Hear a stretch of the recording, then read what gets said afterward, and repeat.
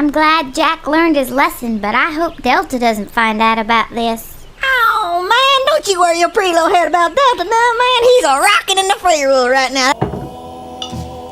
Somehow, Dorby's returned. Perhaps the theme song of "Why don't they shut the fuck up?" or "Why don't they go away?" Sorry. No, seriously, the theme song wasn't lying. They didn't go away. They prophesized their own comeback. Maybe it's actually the Father, the Son, the Holy Spirit, and the Bill Gaither. Bill Gaither is fucking God for predicting the future. The Dorbys, they didn't go away. The Dorbys didn't fucking go away. Thou shalt not have other gods before Bill Gaither. Say, look at this. I've been cleaning out my nest, and I found an old book of my poetry. He came on television and told everyone he had seen God. So I stopped channel surfing immediately. He said that he had seen God, and God told him to raise $8 million. God was broke. Now, inevitably, I had heard rumors of a Dorby's 2 possibly existing prior. Hell, there's plenty of fanfiction on Wikipedia for Dorby's 2 because, fuck you, Butch Hartman, autism is a gift from God. But unlike a lot of other Bill Gaither animated lost media, Dorby's 2's existence wasn't provable as far as I know, at least for the moment. On December 9th, 2024, 4 stills claiming to be from a scrapped Dorby's 2 were leaked. However, knowing what we know now, these leaks have since been disproven. I would have mentioned these alleged leaks previously, but they leaked on December 9th, 2024, which by some bizarre coincidence was the same day of the release of VeggieTales Ripoffs 1. This raises the question, why didn't you talk about the apparent Dorby's 2 leaks in VeggieTales Ripoffs 2 and 3, dumbass? Well, I thought they were fake and they have since been disproven. I didn't fall for the bait. Nice try, this user. You know how easy it is to make up like a fake sequel for something? Can't wait for the iPhone 2 to come out. Well, guess what? There was no iPhone 2. They just skipped to 3G. You like playing iCarly on the DS? Well, guess what, motherfucker? There's iCarly 2 on the DS. Except that was real. It's pretty easy to make up a fake sequel, even if it sounds fake. So maybe the people that were lying for attention actually got their way in the end, because Dorby's 2 is in fact real. Speaking of users, believe it or not, Letterboxd user Jake Scott somehow acquired a copy of the project, or at least what remains of it.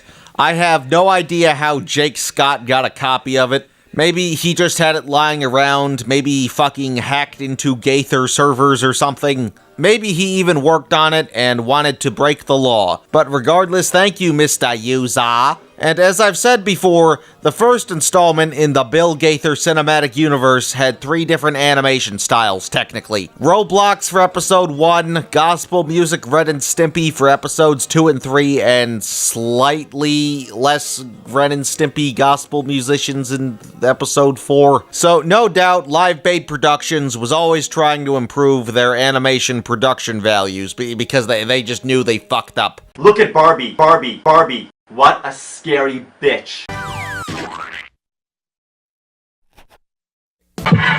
Yo, I'm a fucking homosexual. What? Dorby's looks fucking horrendous, and it's so horrendous, it's hilarious. So obviously, Dorby's episode 2 would have to follow the same path as Gaither's Peak. But no, I gotta run a retraction. And now we have something from Dorby's episode 2 to the general public's surprise, or at least an iteration of it. This singular video copy has 2 notable pieces of production information. First, it says Dorby's Pilot 1, and second, it says 1 credit for created by Benji Gaither, which I believe is referring to the series and not the animation, as Benji Gaither had no animation credits on previous projects. But wait, I thought Dorby's Making Decisions was the pilot.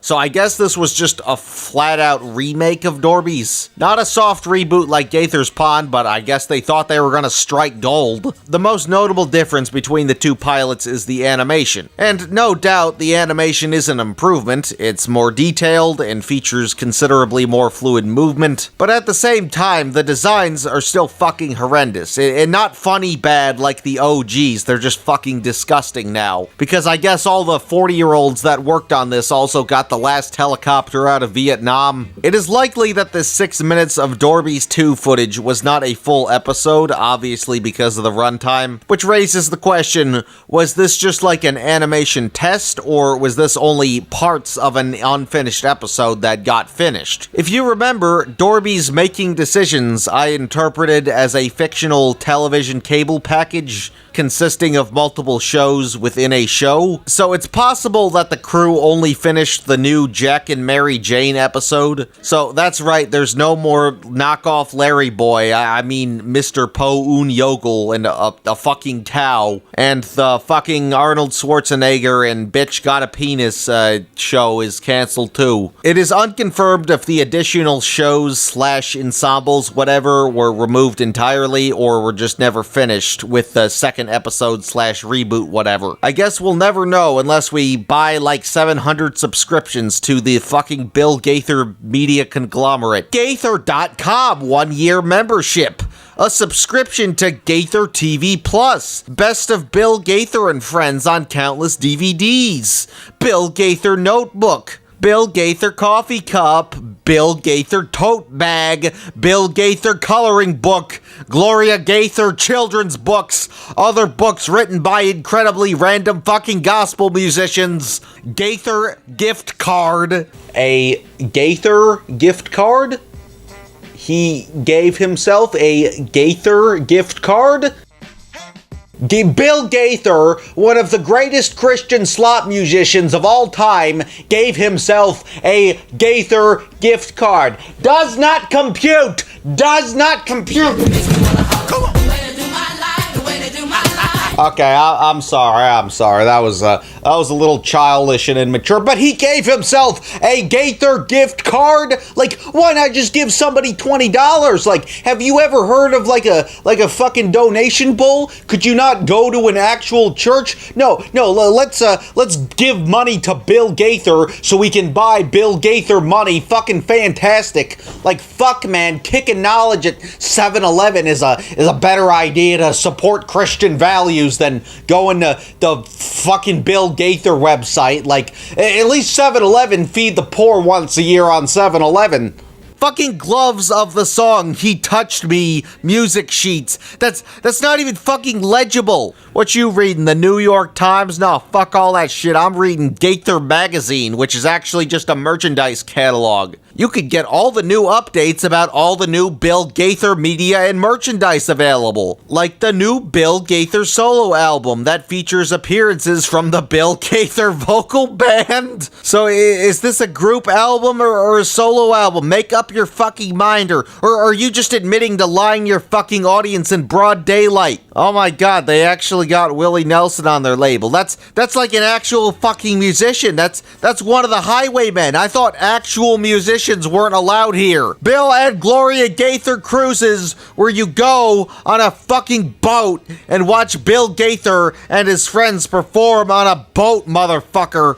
Everybody gangsta till grandma gets a nosebleed in the Bill Gaither pool. Thank you for joining us on a boat. I remember back in 1812 when I first met Gloria, and I thought she was so pretty I wanted to suck her daddy's dick a little bit. Fucking Bill Gaither USBs, and I don't mean blank ones. I mean like they are charging $11 for MP3 files of commercially available media physically. You know, shit you can probably find on the Gaither Music TV YouTube channel or some shit. That is beyond parody. That is legitimately fucking elder abuse. I don't think these people have ever seen Hoop Dogs episode 1, God Good, Idols Bad. Oh shit, 1 Timothy 6:7. We brought nothing into this world, so we're not promised anything out of it or whatever. Why do you need all this fucking money? William, I don't think they have bank accounts in hell. William!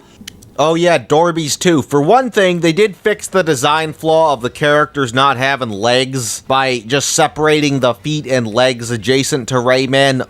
Bros think they God rocks. So at least they don't like forward moonwalk post-communion coke binge style like in the OG, but like, why are the designs so fucking detailed? There's supposed to be simple shapes, like, why did they pull a fucking Gaither's Pond on Dorby's faces? They're not quite Gaither's Pond levels of realistic, but again, they're still too realistic. Jack and Mary Jane in the OG look fucking unfinished, but like, at least they were pleasant. Fleck, the fucking corn fritters guy. I just love corn fritters, don't you? There's just something about corn fritters, man, it just makes you feel full. You know what I'm saying? Anyway, you probably don't want to talk about corn. He makes his grand return, and they completely retconned his age. Wow. Hey, you done forgot your garden hose. Give me that. Hey, now, man. Oh, man, now that's just rude. That ain't right, man. I tell you what, man, taking things that don't belong to you and stuff. They all sound like fucking Zach Hadel in a bad way. Hey there, if you want to find my sunken treasure chest, you'll have to try better than that. I guess Benji Gaither was like, oh shit, we gotta give him a big stupid poop nose like Chef Pee-Pee. Now, I'm not one to speak on this, but everybody sounds congested and intoxicated, which wasn't an issue with the first. This fucking congestion extends to the color palette. It's every fucking color of snot. Thankfully, there's no gunmetal gray or shit brown, but there's every color of snot. The voices are still similar, but again, it's just a slight downgrade. They sound sick. You know how Billy Jenkins Dorby, he said that he went there like 2 years ago, and he said that he went in there to get his ball, but come to find out, he really didn't go in there, and then his mom made him eat soap because he wasn't telling the truth, but he said he went in there and saw like monsters and rabbits, but he really didn't like go in there, and you remember that? I never heard that story. It does? No, actually, it doesn't. I don't think. But God wants me to be happy, right? God wants you to keep your promises. Even though they got it right the first time. I think somebody spiked the coffee pot in the church lobby. They just made Jack a fucking asshole now. Instead of the optimistic but rebellious figure he was in the OG, he's just a fucking dickhead. I mean, Jesus Christ, you look like a thug now. The plot of the 6 finished minutes of Dorby's 2 is that Jack breaks his promises of taking care of a flower, I think. And the flower belongs to the narrator of Making Decisions, Uncle Ramus, who no longer narrates. But to make up for the lack of narration, we do got Uncle Ramus singing an epic concert. To the kids, you ain't got a curse to be a dope rapper. Most of these dudes is Johnny Depp's. Good actors, they Marlon Brando fish burn when they undercover. But B-Hop, tell the truth and you can ask my mother. Man, I'd love to hear that song on a fucking $11 USB. His redesign sucks too. It makes him look like he wants 2 number 9s, a number 9 large, a number 6 with extra dip, a number 7, 2 number 45s, 1 with cheese, and a large soda after church. So, oh no, Jack breaks his promise of like neglecting the flower. Bros think they hoop dogs, episode 4, a promise is a promise. What do you want to do? I don't know. What do you want to do? Hey, I know. Let's go sin. Yes, I like sin. And then the flower takes control of Mary Jane's house and starts attacking the city, leaving the mayor to give Mary Jane community service even though Jack was with the flower the whole fucking time and was responsible for everything. God, fuck this episode. No, seriously, I really was hoping for this to be funny bad like the OG, but this is just horrendous. There are minor improvements and something that needed a lot of improvements, but, you know, at the end of the day, it's not surprising this never got finished or whatever. Okay, so for our next pick, I'm just going to clarify this out of the gate. This is a joke entry. I don't actually consider this a VeggieTales ripoff. However, it was a huge request, and it stars a CGI fruit, which is kind of like a vegetable, and he kind of looks like a VeggieTales character. But y'all really wanted this. This was a huge request, so this is the fault of viewers like you. I have no emotional connection to this property. Now, I don't know about you, but I watched a lot of horror movies when I was a kid. When I was like 7, I watched a lot of the classics from the 30s and 40s, both on VHS, those stupid-ass dollar store compilations, and pirated YouTube copies. Then, when I was like 9, I got more into the blood and swearing and titty movies. If it came out before like 2014 or so, then you name it, I probably saw it at a point. But I was never really scared of horror movies. Except for one. Spookly, the square pumpkin. Okay, come to think of it, there is like one movie I was really scared of. No, I'm not joking. There was actually a part in the fucking Air Bud Halloween special I was genuinely scared of. Man, fuck all that fucking exorcist shit, man. We watch an Air Bud Halloween. And it's not because of any horror, it's because a dog dies in the first 10 minutes. No joke. Dad, look what they did to Pip. Specifically, a dog gets petrified and then he becomes a bad CG ghost dog for a considerable fraction of the movie and then comes back to life at the end. Man, I guess the title wasn't lying. But Spooky Buddies wishes it could be as spooky as Spookly the Square Pumpkin. We didn't lie to you, folks. We told you we had living, breathing monstrosities.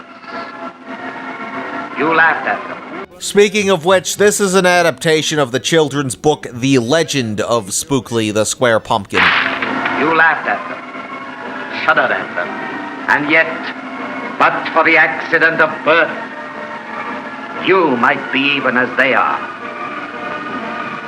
They did not ask to be brought into the world, but into the world they came. Written by Joe Trenio and illustrated by Susan Banta in 2001. Comic Sans. And Legend is right because I pee in my boy shorts every time I read it. It's so scary. It was published by Holiday Hill Farm, a children's publishing company that specializes in books centered around holidays, with the slogan, "Every day's a holiday." And Holiday Hill Farm would also completely produce the adaptation in-house. Now, some of you might know that I was an Oscar-winning child actor in the legendary found-footage horror parody of Groundhog Day / Fire Drill, The School of Death. I was good, don't you think, Clem? Oh, yeah, boy. So naturally, I read some pretty scary books at a young age. Clearly, I was preparing for a role of a lifetime in this horror classic. You know, gotta have in a dark room on your bookshelf. It's got a girl's whose head comes off. Sorry, boo, the ribbon stays on during sex. We got Saddam Hussein, a fat woman, and worst of all, the British. But none of these spooky moments in this spooky read compare to when they start calling Spookly the N-word. This, I'm on Blog TV with my fucking hands up. I'm not starting my fucking self. You fucking stupid bitch! This stupid fucking justice, all fucking righteous fucking nigga! Now, this is only a 45-minute special, but there wasn't even enough in the book to make 45 minutes, so we have to watch a ton of fucking filler of farm animals and plants and a fucking scarecrow fucking around instead. Is this dude a scarecrow or the Tin Man? Make up your mind, there's only 2 genders. So, Spookly has to prove himself in the Jack Olympics, making this a sports movie, technically, even though the book had nothing to do with sports. This adaptation is so desperate to get to that 45-minute mark, we have to pad it with this cliche fucking Scooby-Doo Laugh Olympics ass bullshit. As well as Spookly being sad that he's built like Steve from Minecraft. He is a pumpkin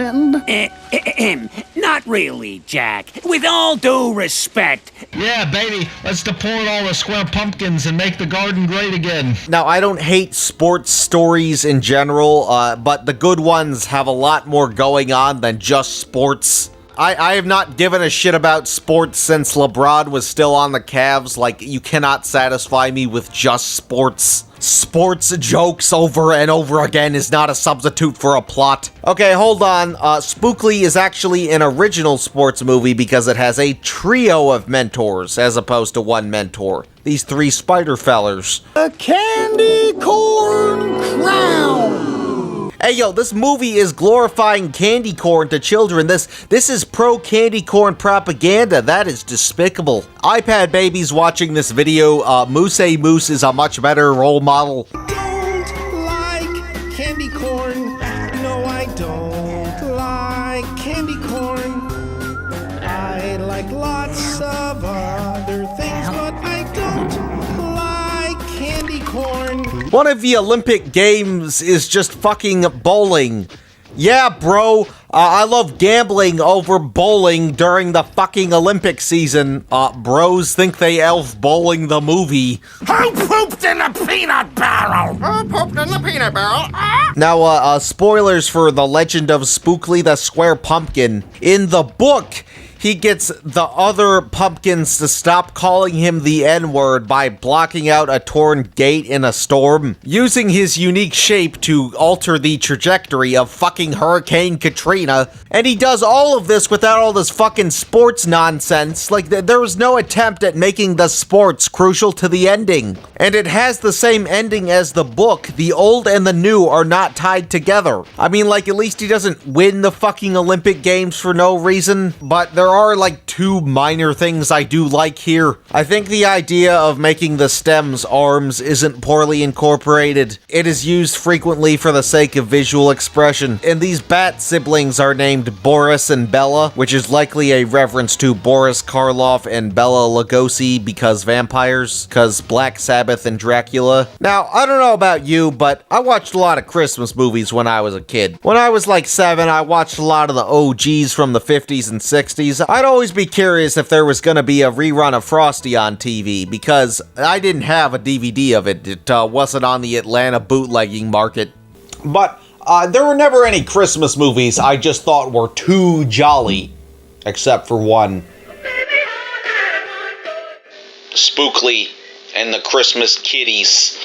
In fucking 2019, about 15 years later. Okay, to be fair, after the movie rivaled The Exorcist for its scares, it broke $1 spookillion at the box office, and 2 more Spookly books were released. A Family to Be Thankful For in 2006, and The First Day of School in 2002. Wait, what do you mean the first day of school? Excuse me, Holiday Hill Farm, where every day is a holiday. The first day of school is not a fucking holiday, especially if you're a child. The 100th day of school is also not a holiday. I don't give a fuck if I get some vanilla wafers. Stop trying to make that a holiday. Fuck you, capitalism. These 3 books formed the original Spookly series. I say original because this excludes picture story books of the adaptations. And even if it had been 15 years by release date, the Spookly cinematic universe just had to continue. Now, believe it or not, Spookly's sequel is actually also a crossover with another Holiday Hill Farm book, The Legend of Mistletoe and the Christmas Kittens. From 2007, also written by Joe Tranaio.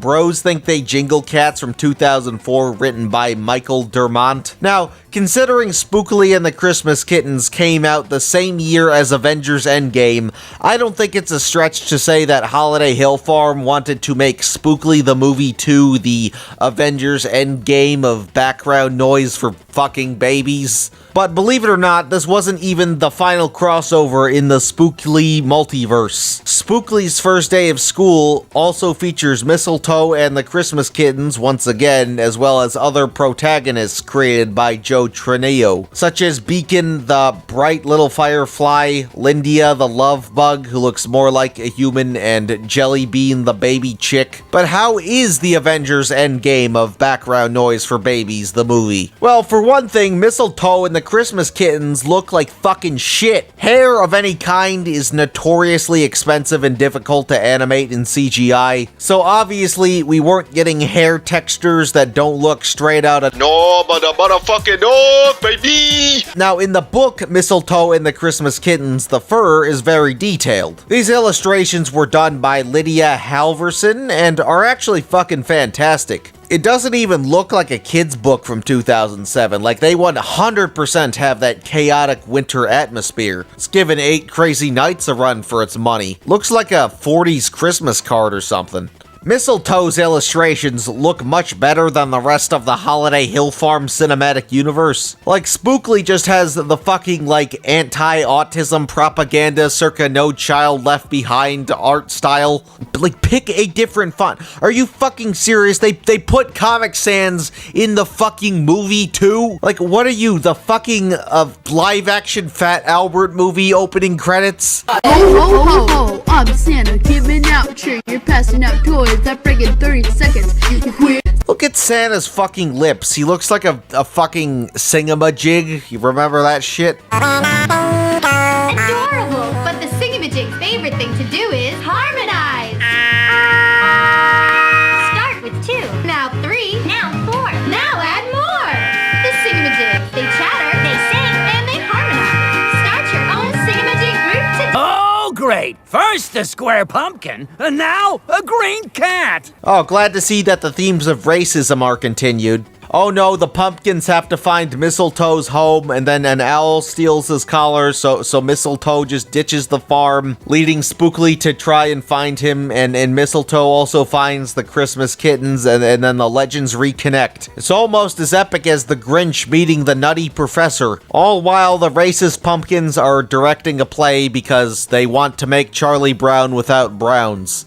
Everybody type in the chat, Alex is a stupid... The plot is easily more disorganized than its predecessor. At least the first Spookly movie was consistent with its padding. It goes on forever, there's so much filler, and it's only 45 minutes, but at least the 45 minutes is blink and you miss it. Spookly the movie 2, you feel all 45 minutes and nothing fucking happens. And there hasn't been a Spookly movie since, but then again, it isn't 2034, as we had to wait 15 years for the sequel. But due to the fact that he ended racism, he will never be truly forgotten. And this niche media franchise isn't completely dead. It became one of those properties that was technically revived thanks to iPad babies and users. Evil Spookly the Square Pumpkin. How dare you misbehave at the babysitter? That's it. You are grounded for 20 years.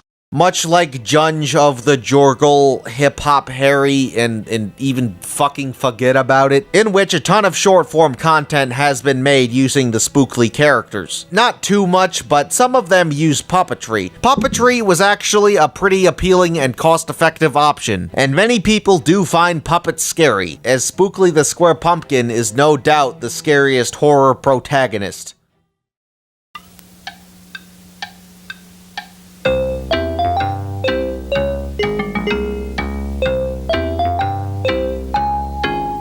I'm a pumpkin, ain't that something? I'm a bit of a country bumpkin. I'm a pumpkin, and I can't win. Bet you didn't know this. VeggieTales was so crucial in expanding the Christian home media market, plagiarism galore. Now, I've already talked about the Bill Gaither and Friends VeggieTales ripoffs and the other ones, I guess, as well as some other Christian cash grab shows that I didn't think were VeggieTales ripoffs specifically, regardless of market influence. Well, what if I told you there was a non-Christian TV special that had a bunch of plagiarized VeggieTales character designs? It's technically a ripoff, fuck it. Say, look at this. I've been cleaning out my nest, and I found an old book of my poetry. Vegetables! My arch nemesis! The government and my mom are forcing me to eat vegetables! Yuck! The Nuttiest Nutcracker is a 1999, sort of retelling of the public domain ballet. Hell nah. I don't want to learn the Bible from some fucking honey roasted peanut. Which is commonly reinterpreted into a play, simply switching the method of theatrical performance. I remember when I was in the 5th grade, my friend was in a Nutcracker play, and one of the girls in his class that was in charge of playing the chef character punched a pregnant lady, so there was no chef scene that night. And bingo, the designs are very similar to VeggieTales' general character expression structure. This asparagus character, most notably, is just a carbon copy of Archie, even down to the bow tie. As the only man on this earth who has seen more VeggieTales plagiarism than actual VeggieTales, even I noticed that. But all the fruits also have, like, limbs, so you just have these cartoony facial expressions mixed with these more, like, realistic texturing and anatomy. Like, it does not mesh well at all. I don't think the designers understood the simplicity of what they were copying. So what does this public domain retelling bring to the table, you might ask? Well, for one thing, it's a comedic reinterpretation, meaning that it was essentially the generation before me's Romeo and Juliet, meaning that it's not even really a direct retelling with more comedy. It just copy-pastes the most recognizable plot points with as much kooky bullshit in between as possible. Which wouldn't matter if it was funny, but a lot of the time, dipping into the public domain is only there to quirkify familiar elements out of laziness. I have glazed Muppet Christmas Carol enough times on this channel, but damn it, does it still genuinely work as an adaptation of the book, in spite of including kooky crap. Beautiful world has been so close to me this whole time. Yes, beautiful. Look at Barbie. What a scary bitch. No, seriously, it looks like one of those home video Barbie movies from the 2000s. And I say this not just because of the plastic texturing, because this came out in '99, but the actual character structures. The human anatomy looks like they were dolls specifically, and not CG humans. But there are also canonical doll characters, because nutcrackers, I guess, in this retelling. So the anatomy between the humans and the dolls is the same. Like, I'd understand the texturing being the same because it's '99 and they're both Caucasian. Imagine Toy Story, but Andy has the same structure as the human toys. It would get kind of confusing to tell who's a human and who's a toy. Sure, the skin texturing might be a little plasticky because of limited tech, but I can tell what's a human and what's a toy easily. This doesn't take that differentiation step. There's no consistency as to what and what isn't alive. In Toy Story, it's simple. It's just toys, nothing else. Like here, I'd understand if it were only nuts and nutcrackers, but no, it has everything. But no, I gotta run a retraction. I gotta stick with the facts. These nuts include child, RMB chick, penis, Rastafarian for the diversity folks, Uncle Ramus Nut Edition, Uncle Ramus Nut Edition's owner. This movie's a ripoff of Mr. Peanut from the grocery store. Why'd they cover him in cinnamon-flavored lip gloss? This thing is like 48 minutes, and it's subsequently convoluted due to being its own thing in combination with a familiar public domain plot line. To quote the VHS release cover, it is a nutty twist, which is fitting because this movie makes me want to twist my nuts off. So the actual plot is that the Nutcracker from the play is mistaken for a prince in the Rat Kingdom that also exists in the universe because not a creature was stirring, not even a mouse, I guess. Fuck it, public domain. So it's a war between the Nutcrackers and the mice, I guess, and like the nuts are helping the Nutcrackers. Oh no, wait, that would make too much sense. No. It shouldn't be hard to follow. Okay, there's two sides of a wars, and our protagonists help with a side of the war. Like Lord of the Rings having a war in the background to our hustlers. That's easy to understand. But the presentation is so insistent on being cuckoo for Cocoa Puffs for marketability, I guess, that it completely diminishes what the actual conflict is. A 48-minute PG story of a fictional war shouldn't be this convoluted. This predates Shrek, but it basically does the same thing of just slipping in anything vaguely Christmas related, specifically like 1800s-ish Christmas media, you know, cause public domain. And that also extends to the original score. Every popular public domain Christmas melody can be heard here, and I think they got them all. But unlike Shrek, this doesn't predate Toy Story or VeggieTales. Whoever invented Christmas trees should be drug out into the street and shot. It's also a musical, which is logical, but it doesn't help the attention deficit nature.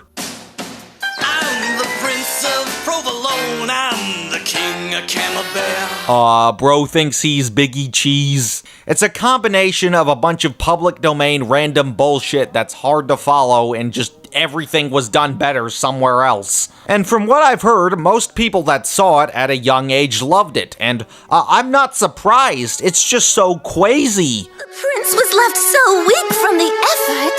That wicked old mouse queen, she turned our poor prince into wood. Can you dig it? Cheech Martin voices the Rastafarian Peanut, and maybe he and Tommy were the actual names behind the entire project. If you've seen it, it's a plausible theory. Come on, baby! Come to Papa! Go away! I'm falling for you in a big way! This movie has over 88 kills! 88 kills! This is a cartoon film, and it has more kills than horror movies!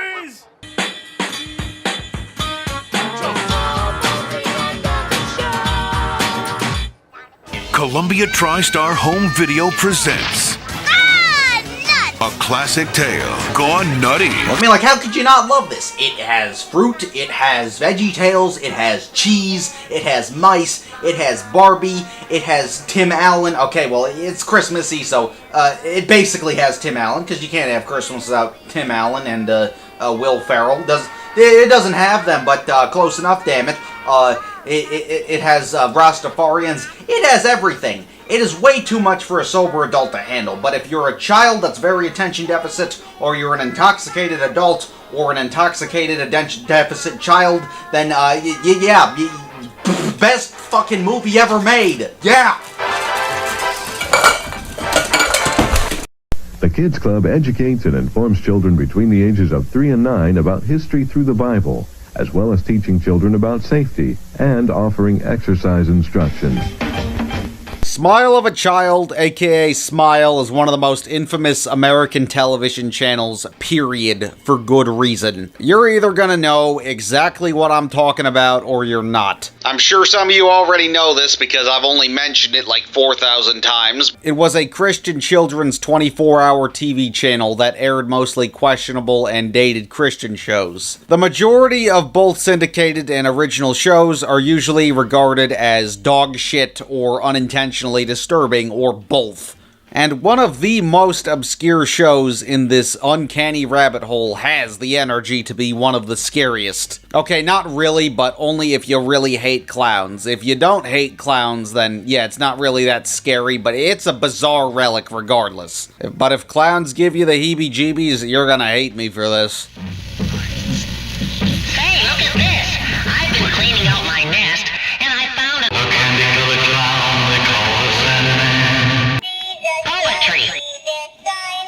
We didn't lie to you, folks. We told you we had living, breathing monstrosities. Well, I can really go now, I'll tell you that right now.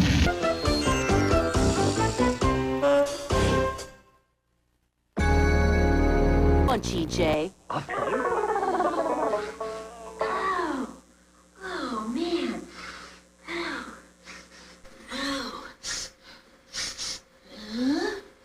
Time with Dizzy, for what I can infer, was a series of interstitial shorts between commercials on Smile. The series is not deemed lost media, but there is very little context surrounding what remains. I mean, like, to be considered lost in a media circus, you have to prove that it's missing.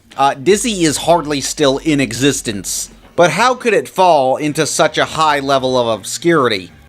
Hey, Dad. Oh, hey guys. Hey. Thanks for coming. What's up, Stone? Well, for one thing, there aren't a ton of live TV recordings of Smile's early days in circulation. Most archive collections of Smile are from the mid-2010s to its final moments in January 2025. Smile had no doubt reached its niche but also somehow infamous status at that point. A decade had passed by 2015. That was clearly long enough for former viewers to think, what the fuck was that? Obviously, the network's infancy was primarily viewed by kids incapable of proper documentation, and it wasn't deemed questionable to document by those old enough to record a TV because, well, what are you doing watching this? And if plenty of Smile's both original and syndicated portfolio are considered lost media, then stuff like interstitial content is no doubt lost media. Interstitial content goes missing on even the largest networks with the most beloved properties. Did you ever watch Garfield Pet Force on Cartoon Network? Well, I sure did, but guess what? Coming up next, Garfield Pet Force bumper is lost media, cause what kid was actively saving that back in the day? As far as I know, there are 3 sizable collections of Smile interstitial content online. These are all from Dailymotion user Twin Guy, possibly the first user to interpret Smile as unintentionally disturbing. Oh look, it's William! Twin Guy's 3 compilations are from 2008 show recordings. If you want to learn more about us, you can visit our website at mybagbugs.com. Goofy Toofy, pick up your pants. And he smelled it again. Until finally we caught ourselves. And now whoa. In these 3 compilations, Dizzy the Clown can be found. And you'd assume it would end there. I did for fucking months, but I just had to get to the bottom of this. But there are 3 DVD releases of Time with Dizzy in circulation, which may or may not be official. I mean, like, just look at this cover. This looks like a fucking convention bootleg. Source bro, shitty local conventions I went to in my youth. It may not be committing copyright infringement, but there's no way this wasn't printed in somebody's garage. If it isn't bootleg, it's unprofessional. There is copyright information on the back of the DVDs, but it doesn't attribute to any company's copyright.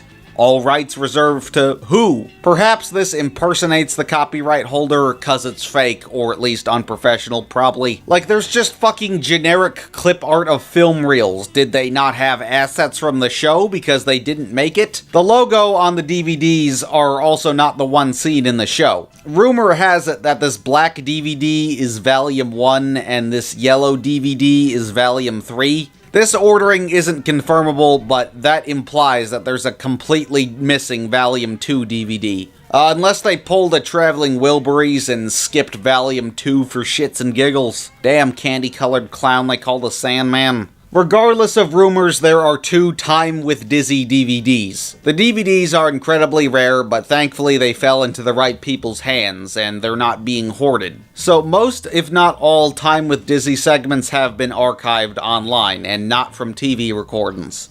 Aw, hell nah. I don't want to learn the Bible from some fucking clown. But just because it's accessible doesn't mean Dizzy hasn't escaped uber obscurity territory. Can't sleep. Clown will eat me. Can't sleep. Clown will eat me. Now, I was never scared of clowns as a kid, but I know lots of people were and still are. Creepy clown sightings are happening across the country, and it's no laughing matter. There are concerns that the trend will grow as Halloween approaches. Here's Jamie Yukas. Personally speaking, I was in middle school during the entire killer clown fiasco of the mid-2010s. The posts from over the weekend all use the word clown. Some even talk about blowing up schools. So I was a little too old to be worried over a clown wanting to play Pokemon Go with me. I had better things to do, like absolutely nothing illegal.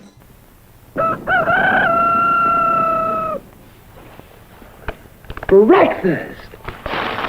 But there are a laundry list of reasons why people find clowns scary. The most commonly cited is just the standard look. Clowns have exaggerative features that are supposed to represent joy, personifying resilience, also personifying the I wanna fuck off all day mentality inside all of us. But that's not how the world works. You gotta resist that. The personality holds a psychologically impossible attitude of optimism. But joy, just like any emotion, can be misinterpreted. Dare I say, joy and anxiety in a rap battle. Additionally, clowns are also synonymous with a dead business. Widely available traditional circuses haven't existed in like 80 years if we're being generous. It's likely closer to 100 at this point, as they peaked in the Depression. The circus was popular in the early 1900s, which was not a pleasant time to be alive. Man up, pussies, we got 2 world wars and a complete economic catastrophe to deal with. Yay, old-timey circus would leave the mainstream in the 1950s, maybe the 60s if we're being generous, as this thing called television dropped. But the dated and subsequently villainous nature wouldn't end there. Yet another common reason is the perception that clowns performers are dangerous people. But what caused that? Well, serial killer John Wayne Gacy. He had a clown persona named Pogo. Why, Gacy was only charged with 33 accounts of murder, 1 count of deviant sexual assault, 1 count of indecent liberties with a child, and a drop charge of aggravated kidnapping, and was sentenced to lethal injection in 1994.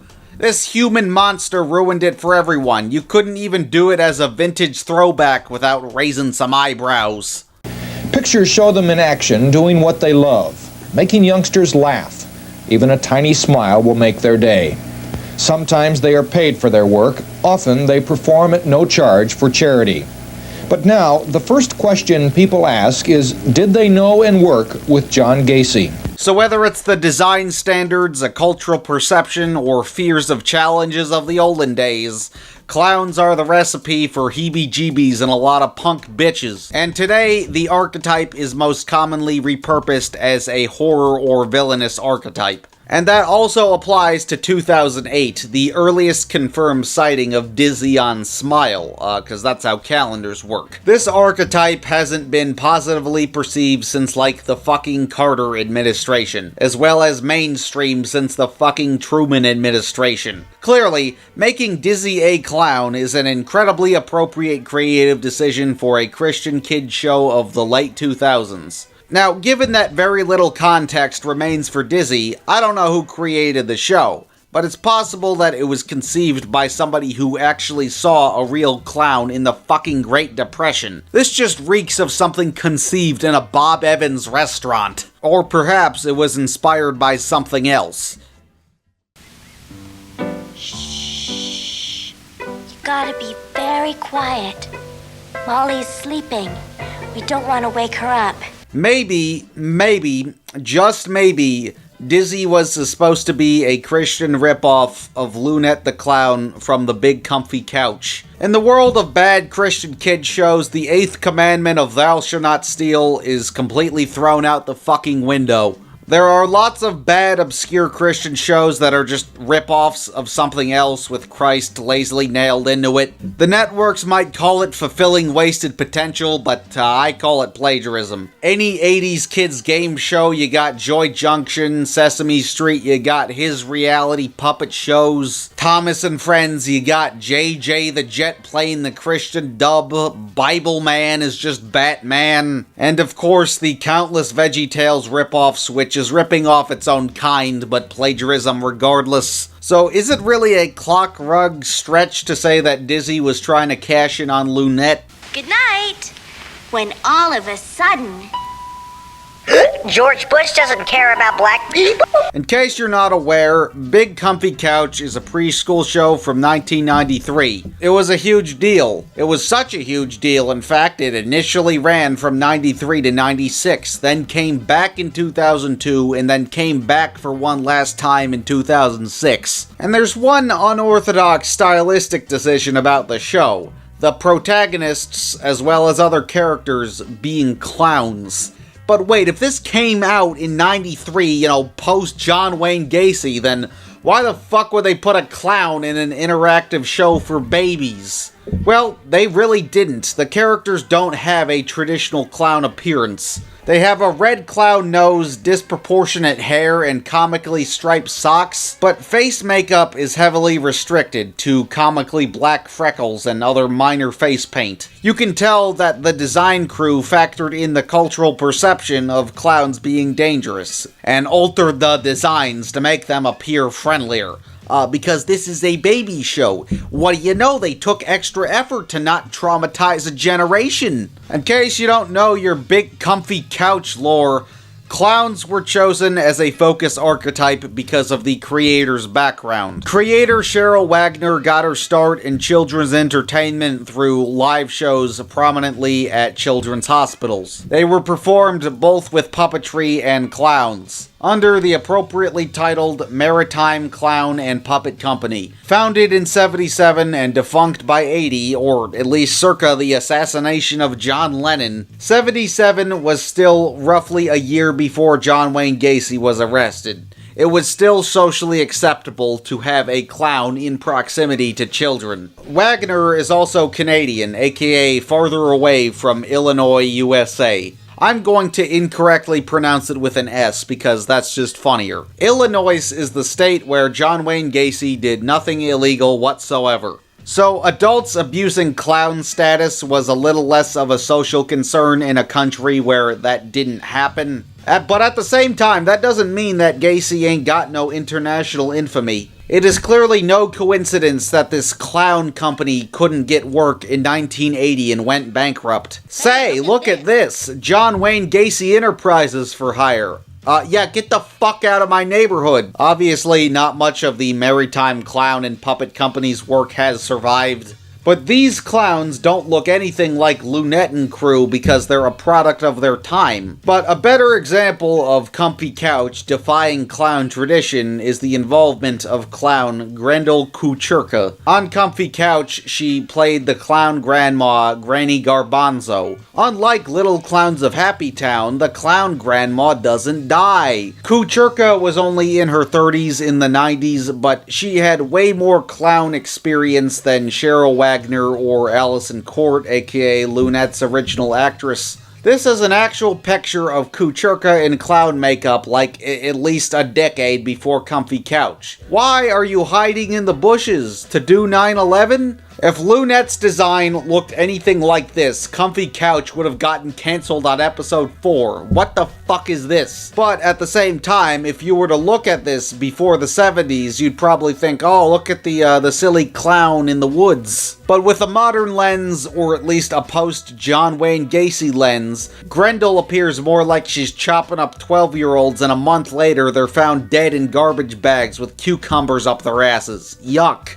But there's also a ton of photos of Kucherka clearly not on the Comfy Couch set, still clowning around with the underground, and what do you know, she's not wearing a ton of makeup. Which I imagine ditching this look was a creative decision in response to social concern. And I swear this is relevant because Dizzy the Clown's design is doing this. Dizzy has multiple incredibly exaggerative facial features, which is a bad thing for children in 2008. Exaggeration can be seen on the mouth, cheeks, nose, and glabella. Oh yeah, the glabella is the term for the space between your eyebrows and your eyes. Easily the most uncanny design decision being the white outlines on the eyes. The white is too similar to the sclera, aka the white part of your eyes. The white on white provides far more focus on the iris, aka the colored part of your eyes, but the pupil coloring isn't visible, so it looks colorless and subsequently soulless.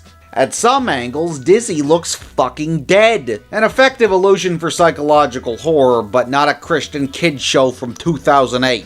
Sometimes Dizzy is often seen with an unnatural skin tone, which I imagine was just the actress spray tanning or the fault of poor lighting. Probably a little bit of both. You know, Grandma just had to get her titties toasted like hash browns. But adding a ton of, spray tanning on top of makeup is just not a pleasant palette. Man, it's almost like you should have fucking made the clown barely a clown. You fucking bitch! You are literally a clown! The circus is that way because the restaurant gives people frown. You clown, I'll run you over with my 9 reindeer. Twist and turn, imagine and learn with JoJo's Circus. I don't know if y'all remember JoJo's Circus, but that had a clown protagonist and was aimed at toddlers. And this clown is barely clowning. In fact, she looks more like a ragdoll, which is the good thing. JoJo's clown features are heavily restricted.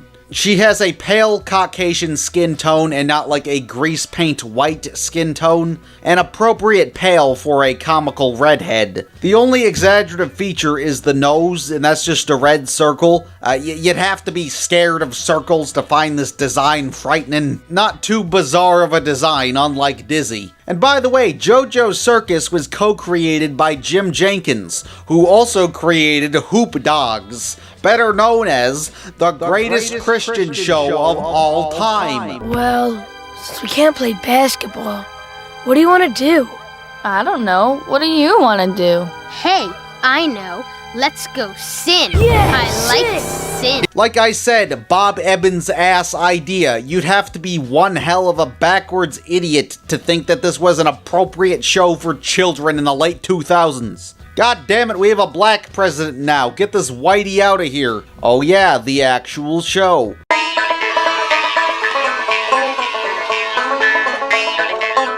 You know what's bullshit? This fucking show. Each interstitial short features Dizzy hosting a biblical discussion, speaking of her experiences in life, and then, for the kids, she pulls out her giant black Bible. Now, in most shows with, like, quality control, there would be what's called a rising action in the plot. Oh, man. Oh, hi, kids, and welcome to Time with Dizzy. I just fell off my skateboard. Oh, man, I just got it yesterday, and I'm trying to figure out how to ride it. But no, Dizzy just pulls something out of her ass and establishes a random scenario. I'm getting ready to go to the zoo, but I don't know if I should go north or south or east or west. There's 4 different ways to get there. Like, okay, yeah, why can't we see that? And the tigers, and the bears, and oh my, I think... Okay, yap, like a chihuahua, yo quiero Taco Bell. Dizzy herself is often inaudible, and that's because of the production value, which is just shit in general. Again, it's interstitial content, it's filler, they didn't have to try, and what do you know, they fucking didn't. Now, usually shows on television would be filmed on sound stages where you can hear the actors, but this was filmed probably in somebody's fucking garage, so they're just on one camcorder. Dizzy is not close enough to the camera, which there was likely no microphone in sight of any kind. It's really giving Kick-Assio a run for its money. You know, there's another group of people that thought like you, Linkara, and they were called Nazis! They were closed-minded, hate-filled people that just want everything their way. Are you a Nazi, Linkara? No. Are you a Nazi, Linkara? No. Because I don't want any Nazis around here. No, I'm not a Nazi. Oh, sorry, Christian video. It's really giving Kick-Butt-ia a run for its money. Their way. Are you a lemonade drinker? Why, yes, I would love some lemonade. Even worse, there's, like, shitty iMovie sound effects that are fucking louder than the narrator. There's only one way to heaven, one way to God, and that is through Jesus Christ, God's Son. Whoa. I think I know how I'm gonna get to the zoo. I'm gonna take a boat. Reminds me of his reality puppet shows, actually. Well, I mean position. Being a princess is special. God has really blessed you. That's right, princess. God has really taken care of all your needs. He's seen to it that you have enough to eat and a roof over your head. Sure, that's today. But who knows what will happen tomorrow? Like, did you forget that this is a show on television? Dizzy actually kind of reminds me of Savannah from J.J. Kaiser, the jet plane. Sonic booming is fun, alright. It's positively thrilling to make the air shiver and shake, but it's not easy. Yeah. You know, cause annoying fake southern accent with unintentionally disturbing imagery airing on smile of a child. Dizzy also acts very childlike, which would be fine if she looked younger, but no, she's like 40. So it comes off like a pedophile fantasizing about being a schoolgirl. Goo, gaga. Goo, goo, gaga. Ooh. Oh, hey, you. Laura Hughes has proven girls can do it too. Maybe it wouldn't be such an issue if we could see her face, but it isn't. It's covered up in exaggerative makeup. What about Dizzy's face displays innocence? Nothing. I can't fucking see her fucking face. Look at Lunette. The width of her cheeks and eyes are visible. No means no. Means no. No means no. No means no. Means no. Means no. Hey, hope you heard that, Dizzy. Including a childlike protagonist is a very common strategy for actors in shows for young children. But that includes Lunette, obviously. Even more obviously, Steve from Blue's Clues. Let's all go find Blue's Clues. Here's our clue. Your hairstyle makes you look like a Jew.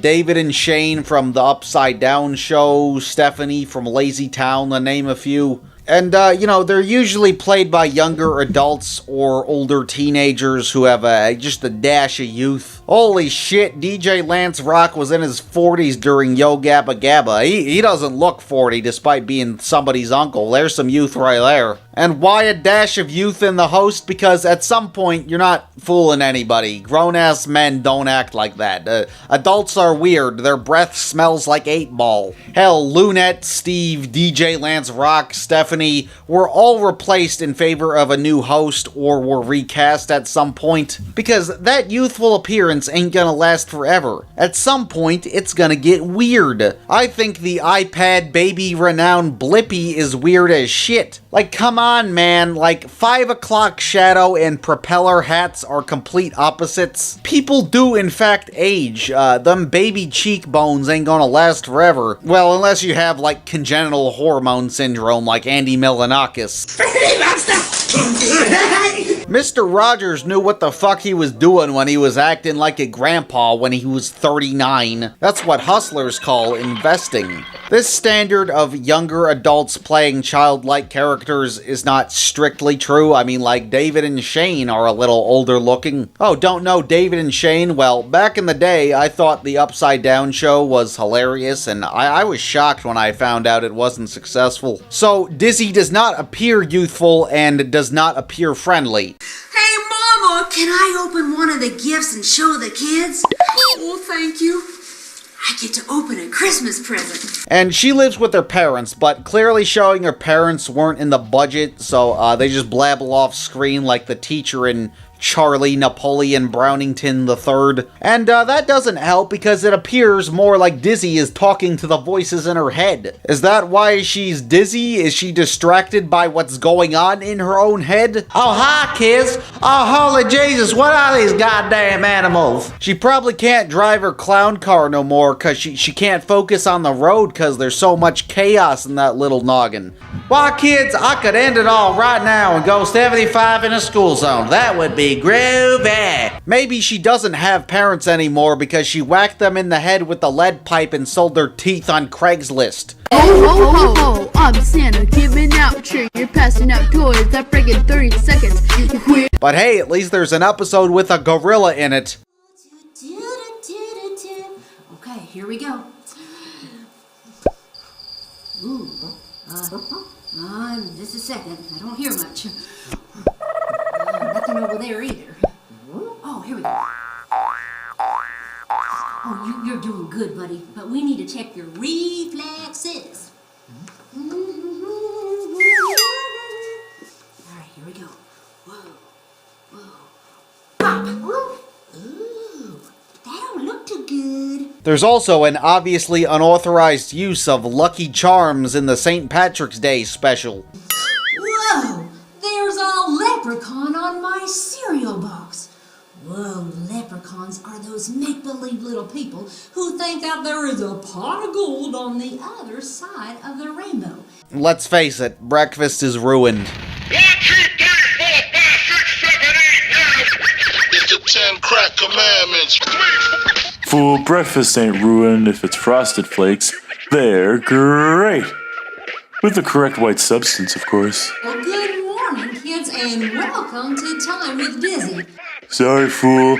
It's 4:20 and I have to go to, church. Because you haven't been eating right.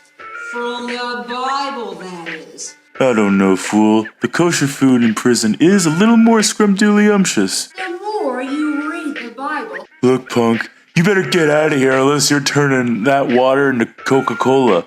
With cocaine in it, of course.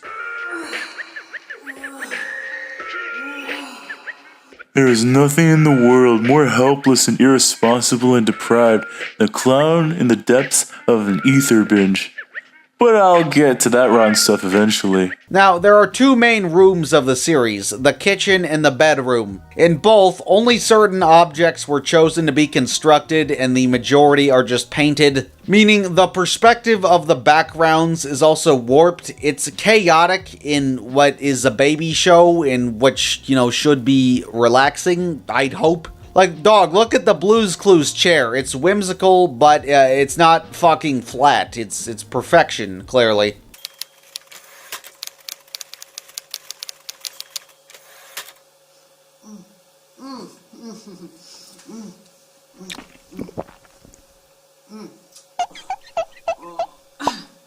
The inaccurate geometry on the furniture and just the lack of furniture is a recipe for claustrophobia. It's a scary clown bitch in a very confined space. But it's not inviting. It looks like Dizzy is gonna write your fucking suicide note with her handy-dandy notebook. The broken perspective could have been also a great choice if it were David Lynch trickery. Damn candy-colored clown they call the Sandman. This isn't a shitty high school play. The human mind is not expected to use its imagination with television. Now, like I said earlier, Smile didn't become infamous until the mid-2010s or so. Enough time had to pass for its original audience to at least be a teenager. Again, infamy is judged by archive upload dates. Given the lack of Dizzy live on TV recordings in circulation, it's safe to assume that Time with Dizzy interstitial segments likely stopped airing on Smile in the late 2000s or early 2010s. However, the next chapter in Dizzy history is surprisingly more documented.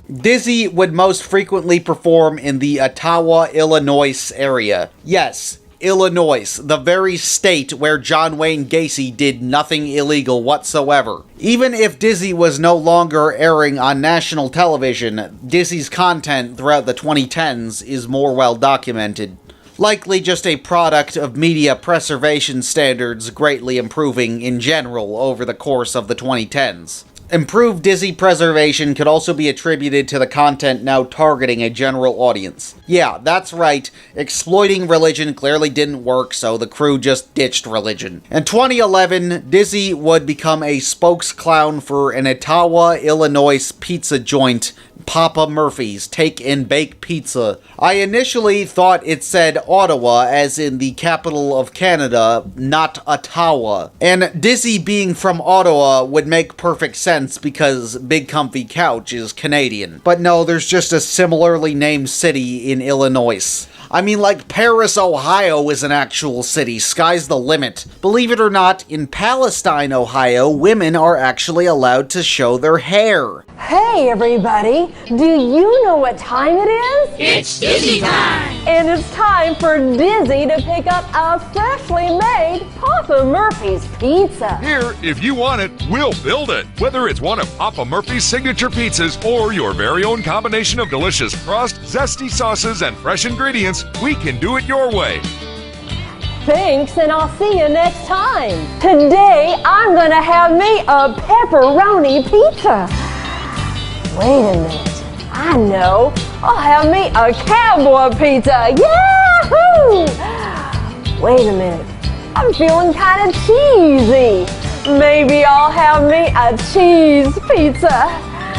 Oh, I don't know. There's so many awesome choices at Papa Murphy's. I guess it's an Illinois thing, like looking at dirty magazines and giving your cousin head. Papa Murphy's is still around today, but the Ottawa location Dizzy advertised closed in 2022. In May 2011, Dizzy would be a part of a circus live show, presumably in Ottawa. It's like 8 Mile, but with clowns. Dizzy would also go to the dentist with no context to the photographs. Her mouth is widely open, exaggerating her facial features. This clown doing tricks with her mouth is the last thing she needs to be doing. In 2013, Dizzy would debut Dizzy Size, a fitness campaign, because I guess her manager told her that she has to teach something. Nothing about Dizzy screams fitness. If you run on that treadmill with 46 gallons of makeup on, you're gonna start smearing it. Dizzy would appear at Illinois YMCAs to host Dizzy-size sessions. Yeah, I don't think getting physical, kids, and clown belong in the same sentence. In addition to Dizzy-sizing, Dizzy would begin to promote a generic anti-bullying message, which I guess makes more sense than exercise because of Dizzy's comical appearance. Bro thinks she's spookly the square pumpkin. This anti-bullying message also involves skateboarding, with the definitely not forced acronym SKATE. S as in say no to being a bully,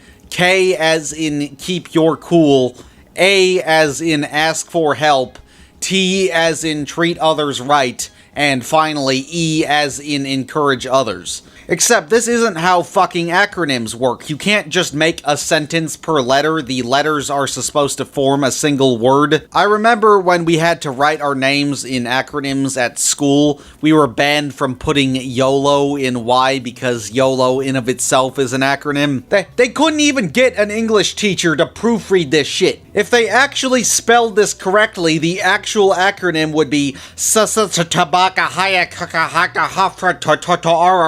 And remember how I said there was a missing DVD? Well, guess what? There is another Dizzy DVD based on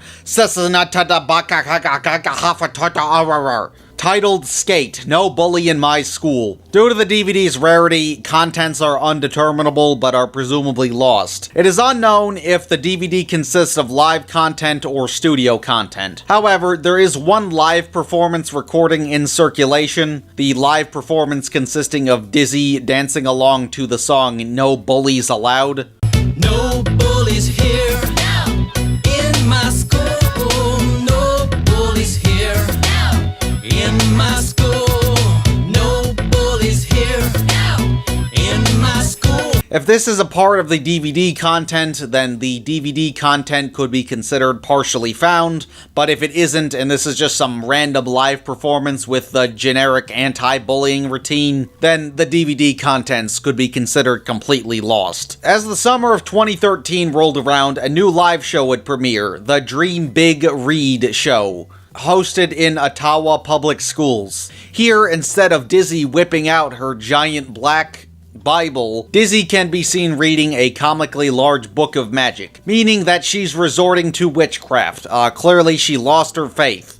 In front of children, Dizzy can also be seen pulling out the tipped giant black wand. Speaking of Dizzy and reflective objects, in the same summer of 2013, Dizzy would be awarded with a Heroes of the Heartland Award. This is an award given away by the American Red Cross. It is designed to honor individuals who have saved lives or made a positive impact on lives. Even though Dizzy clearly did nothing but terrify children. This award is also one of the few pieces of proof of Dizzy's actress's name, Dorazay Payne. Now, hold on, what does that kind of sound like? Disarray Pain. Yeah, Disarray Pain. That's what children feel when they're forced to watch her in school or on Smile of a Child. That also explains why her name is Dizzy, itself parody. Dorazay Payne has no notable credits outside of Dizzy the Clown. Yet another Dizzy live show would premiere in the summer of 2013, Dizzy's Pirate School, which has an unauthorized use of Captain Crunch cereal. Once again, breakfast is ruined. This live show also features an appearance from the Roger Waters of Jolly Rogers himself, Captain Hook. Punk, why did they get Captain Hook instead of me? Captain Save-A-Ho. Yet another live show also took place in the summer of 2013, Fizz Boom Read. And one prominent element from this live show has partially survived, the self-titled Fizz Boom Read song. A sample has remained available on the distributor's social media. It's only a 90-second section of the song, which is played with a repeating producer tag. And clearly, Barry Mitchell Products has the greatest producer tag of all time. Sounds so good. Say fizz! Boom!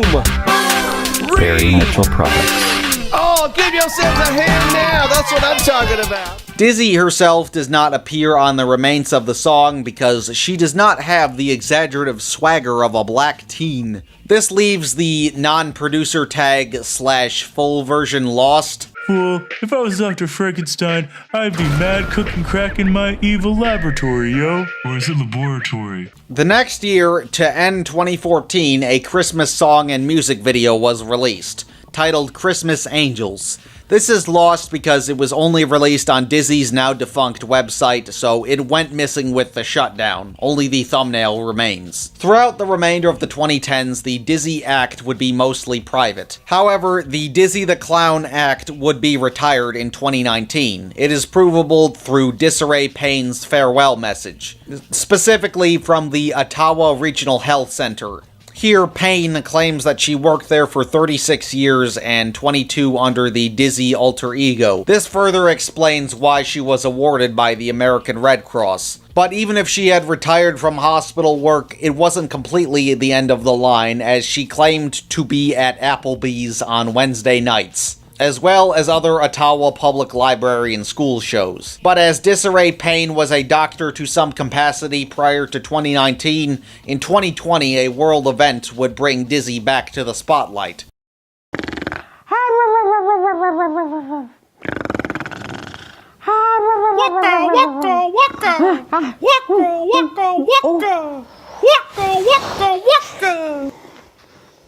Hello? Well, hi there. Yes? This is the Ottawa Public Library? Yes, yeah. What? You want me to do a virtual show? What's a virtual show? Yeah, The coronavirus? Oh, yeah, that's that COVID-19 22.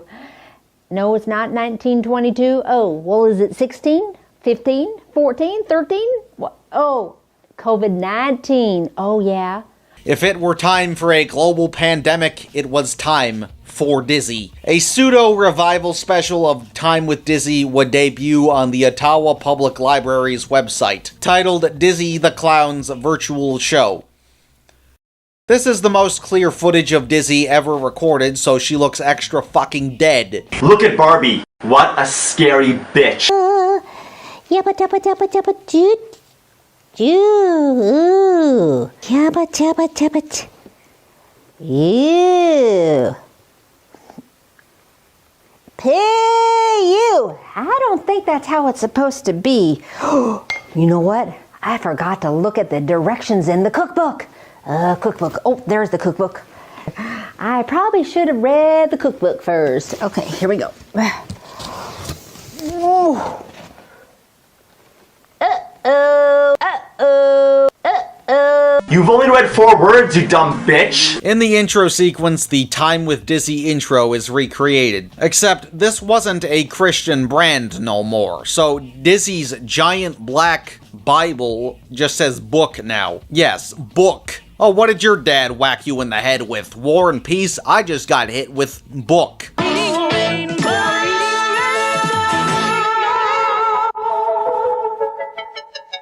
Fool, I'd rather read Go Dog Go, or, Vine Comp. Obviously, the murals and few props from like a decade ago weren't accessible no more, so they just fucking printed the 2D backgrounds and the light awkwardly reflects the whole time, and of course everything is more flat now. I gotta go. Wow, I think it's time for me to have some breakfast, and I've got some Dizzy-O's here. Oh, I just love Dizzy-O's. But Dizzy even stopped infringing on cereal copyright. Dizzy eats her own fucking cereal now. What a fucking narcissist. I hate it when educational shows have characters eating cereal for breakfast. I think it's a bad dieting example. Like, come on, we all know that shit's not healthy. You gotta leave it alongside the cookies and brownies and shit. Diabetes. Thank you, Wilford. Diabetes. Now, the special doesn't actually have to do a ton with the pandemic. It primarily follows a virtual show because Zoom calls, am I right, my fellow citizens, complying to the United States Department of Health and Human Services guidelines? Right now, I'm going to read a book to you, and it's a book called Dizzy the Clown Goes to the Hospital. After 17 awkward minutes of Dizzy pretending to be on a Zoom call, Dizzy starts reading a book of herself. This was an actual book that was printed in Ottawan libraries. Special friend here, and she's from Community First Credit Union. Come on over, Lindsay. Hey kids, how are you today? Hopefully you're great. Dizzy invited me today because we are a proud sponsor of her super fun reading show for you guys. And I have a little bit of fun news to share. Dizzy has this Dizzy the Clown Goes to the Hospital book, and she is giving every school library 6 books. Yes! 6 books! That's crazy. So thankful. Well, you guys have got to read this book. In fact, in my show, you're going to hear about this book. Yes. And I wanted to know, though, before she gets started with her show, are you guys excited to have her here today?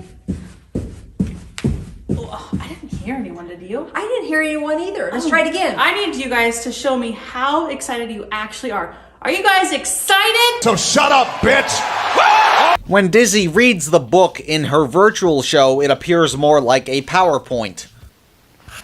Hi, my name is Dizzy the Clown.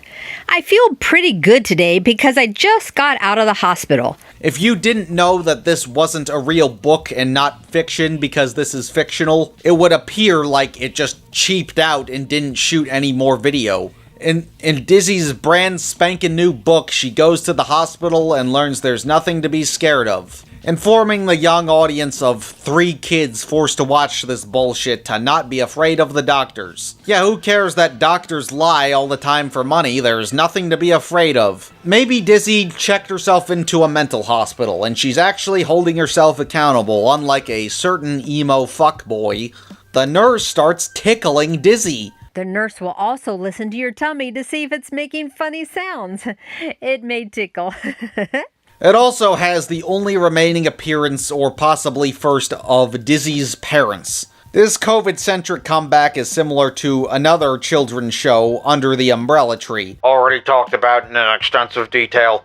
And by the way, Big Comfy Couch and Umbrella Tree are connected because they both feature puppeteer Bob Stutt. So clearly, the Time with Dizzy crew must really hate Bob Stutt if they ripped off a show he worked on twice. Can we get an F in the chat for niche micro-celebrity Bob Stutt?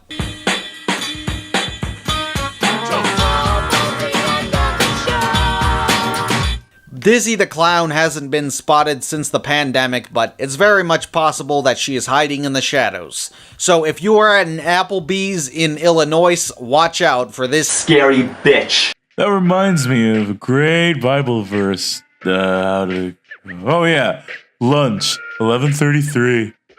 If you want a squirter, take her to Applebee's. Say the line, Bart! Fuck, oh yeah, awful be bad, get down. Punk, I've had enough to hear with this clown shit. I'm going solo and making some loot. I can make a better Christian show than this. Jewish cats are ruining society. Female cats need to shut the fuck up. Black cats need to be in the pound for the most part. And we would live in paradise if it's just that.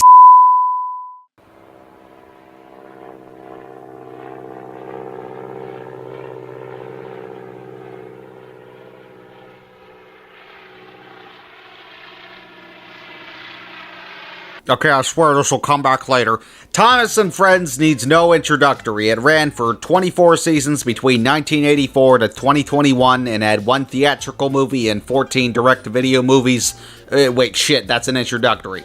It was based on the book series The Railway Series by Reverend Wilbert Awdry, first debuting in 1942 and ending its first run in 1962. Can't forget the 1951 classic Henry the Green Engine, or as I like to call it, Henry the Epic Gamer. Smoke and ashes spouted from his tunnel. They went all over the bridge. All over the boys who were black as... The first adaptation released in 1953, and it's worth noting that the original book stories were anthological, and this adaptation was based on the short story The Sad Story of Henry from the first book, 3 Railway Engines, and is a holy grail of lost media, but not even really a holy grail. In slang, holy grail implies that it's findable by the off chance. A word does not exist for how rare this pilot is, because it's a rare instance where it's reasonable to believe it will never be found despite its connection to a beloved IP. This is because it was a live broadcast with train models. It was a disaster according to the press. The franchise in its prime was highly acclaimed for its production values, and yeah, using modeled trains, you're not gonna get everything on the first take. Allegedly, in this 50s live adaptation, trains went off the tracks and like fingers and shit were noticeable, and you know, the narrator ain't too good at improvising. Oh no! Dear James flipped over and squished that kitty cat. What are you supposed to say in that type of scenario? It was also the 50s, so it's not like you could just record the live broadcast at home. Now, I don't know exactly how they filmed this thing, but it's safe to assume since it was a live broadcast in the 50s, it most likely utilized kinoscoping, aka a long-ass tube hooked up to a broadcast system. Further, aka not physical film that could also be destroyed. On top of the fact that it was broadcasted by the BBC, which is notorious for not caring about media preservation, most Doctor Who Lost Media is a product of it being a BBC show that debuted in '63, meaning that most likely if this live performance adaptation was well received, it would probably still be lost, but its bad reception makes it all the more desired. Coincidentally, after I started writing this in June of 2025, what is rumored to be the model for character Gordon in the 1953 adaptation has turned up, which is a really cool find if true, considering the impossible to recover nature of the disastrous live broadcast. This broadcast is so notorious that there's tons of fan-made reenactments of it, the most notable being this user, Sodor's NWR Steam, who did a great job with the precisely shitty recreation with no intention of deception. But look, it's raining hard. Henry won't like that.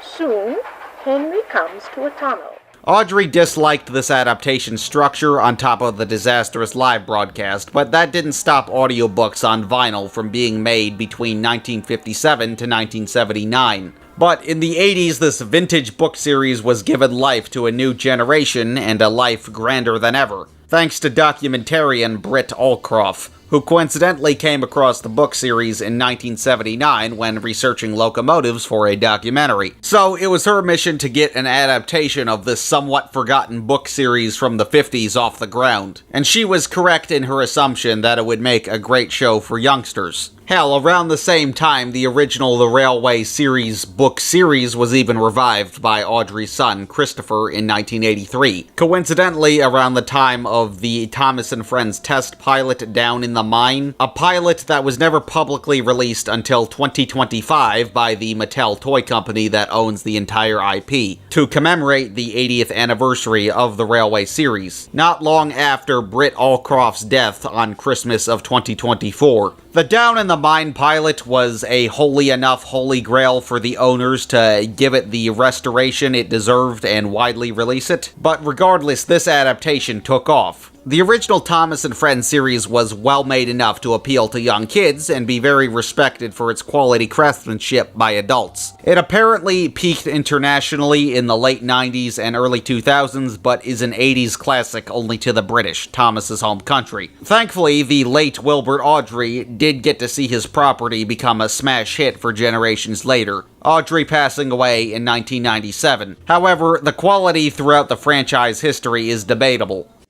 What else did they do wrong? Oh yes!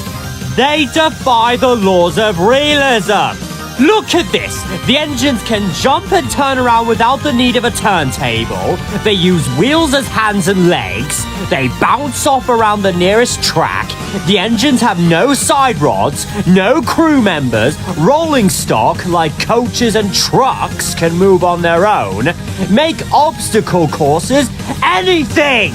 But it's not just defying the laws of realism, oh no. They also defy the laws of physics too! My fellow Americans and fools, as a nation, we must segregate the Republicans from the Democrats in the Thomas the Tank Engine fandom. Even though the engines are canonically British, they will stop using the model trains made for 4-year-olds for their own political gain and exploitation, and they will be taken care of. God bless America and John F. Kennedy for leaving this lifetime supply of Cuban cigars behind. Oh, and we're gonna let the 4th plane hit the White House this time. The first 11 seasons from 1984 to 2007 are highly acclaimed. The later half using CGI and its 2021 animated series not so much. But regardless, even to this day, Thomas and Friends rocks a monopoly on the children's train media and model toys economy. What is this, the 1920s? How can I possibly play with this train model? They don't have faces! So, because basic economics of course, there had to be an occasional attempt to scoop up some of Thomas's Monopoly share. Personally, I remember seeing promotional material for Chuggington when it was new and being pissed off that they were ripping off Thomas. Yeah, you weren't fooling me at 4 years old, you punk bitch. I like singing. I like dancing. I like trains. Now, kids like trains, and a very special type of kids especially like trains. So I don't think it's fair to call any preschool show with a train in it a Thomas ripoff, but there is one other exception, and is the only reason I'm bringing all this Thomas lore up, and that is JJ the Jet Plane. Say, look at this. I've been cleaning out my nest, and I found an old book of my poetry. How did it happen? A $2.5 million aircraft, checked, double-checked, mothered. An instrument almost as precise as the human body. How did it happen? Was it an act of God? Now, I know it stars planes and not trains, but just look at it. Look at Barbie. What a scary bitch. Per usual, let's address the elephant in the room. What the hell? Oh my God, no way. This is probably the most notorious unintentionally disturbing kids show.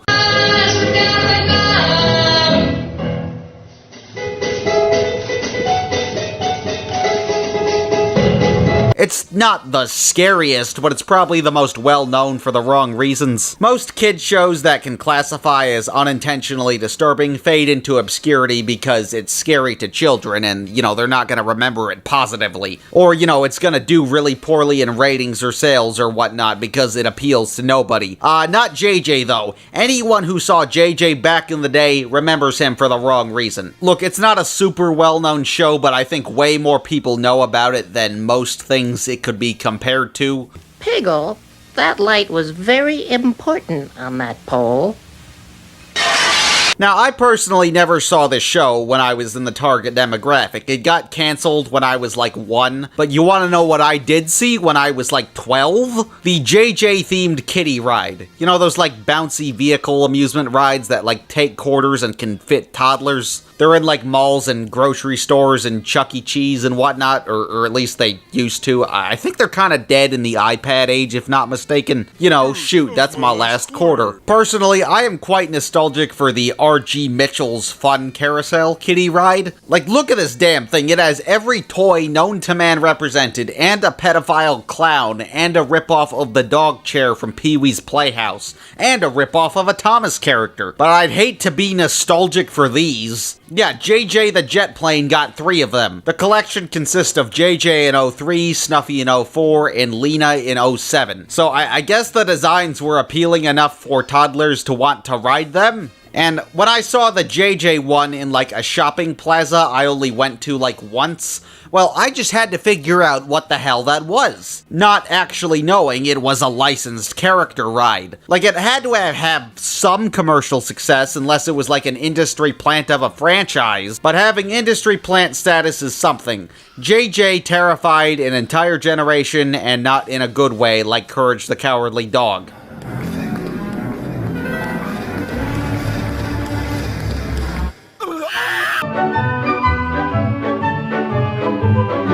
Kill me. Now, over the years, I've seen a ton of jokes targeted at the expense of the Thomas and Friends character anatomy, and I get why some people would find it creepy. It's morning time, Thomas! I touch you while you sleep. Now, me personally, at any age, I never did. Like, yeah, it'd be some Freddy Krueger hallucination shit in real life, but you know, it's toys or a cartoon.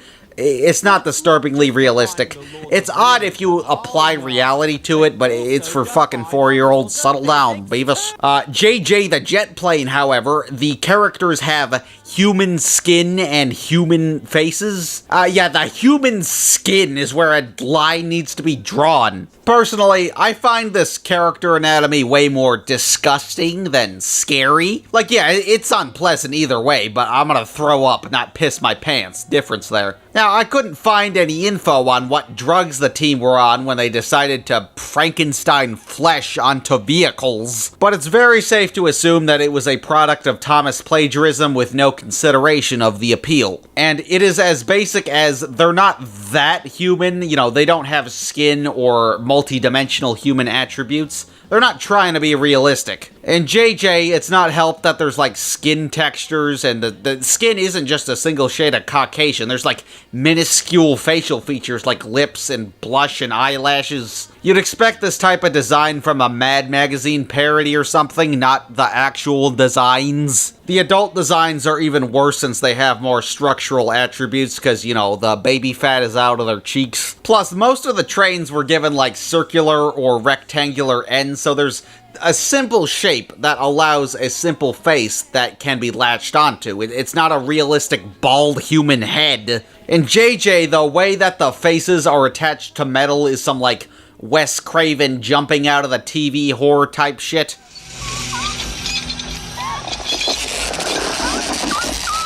Yeah, bingo. It kind of gives off the vibe that the humans were, like, forced into vehicles and they're actively trying to escape. Like, the faces are hanging off the fucking metal, like they're squishedly squeezed in there like a can of refried beans. Actually, it's like Angela Anaconda or Gaither's Pond, you know, two other poorly designed animated series roughly from the same era that had an emphasis on realistic faces. JJ was created by David Mitchell. Mitchell was a businessman, so he'd fly a lot and tell his son stories about airplanes, cause kids like airplanes, vrr. Then he figured, why not make stories about them so he could make something for his son? David Mitchell also founded JJ's original parent company, Kid Quest, which I'm pretty sure is defunct or liquidated or whatever. Not to be confused with the self-proclaimed Museum of Play or Quest Kids, the fantasy board game, or Brain Quest. You know, those stupid-ass, pointless busy work books that they tried to hype up as some, like, cool foot prize. Hey, parents!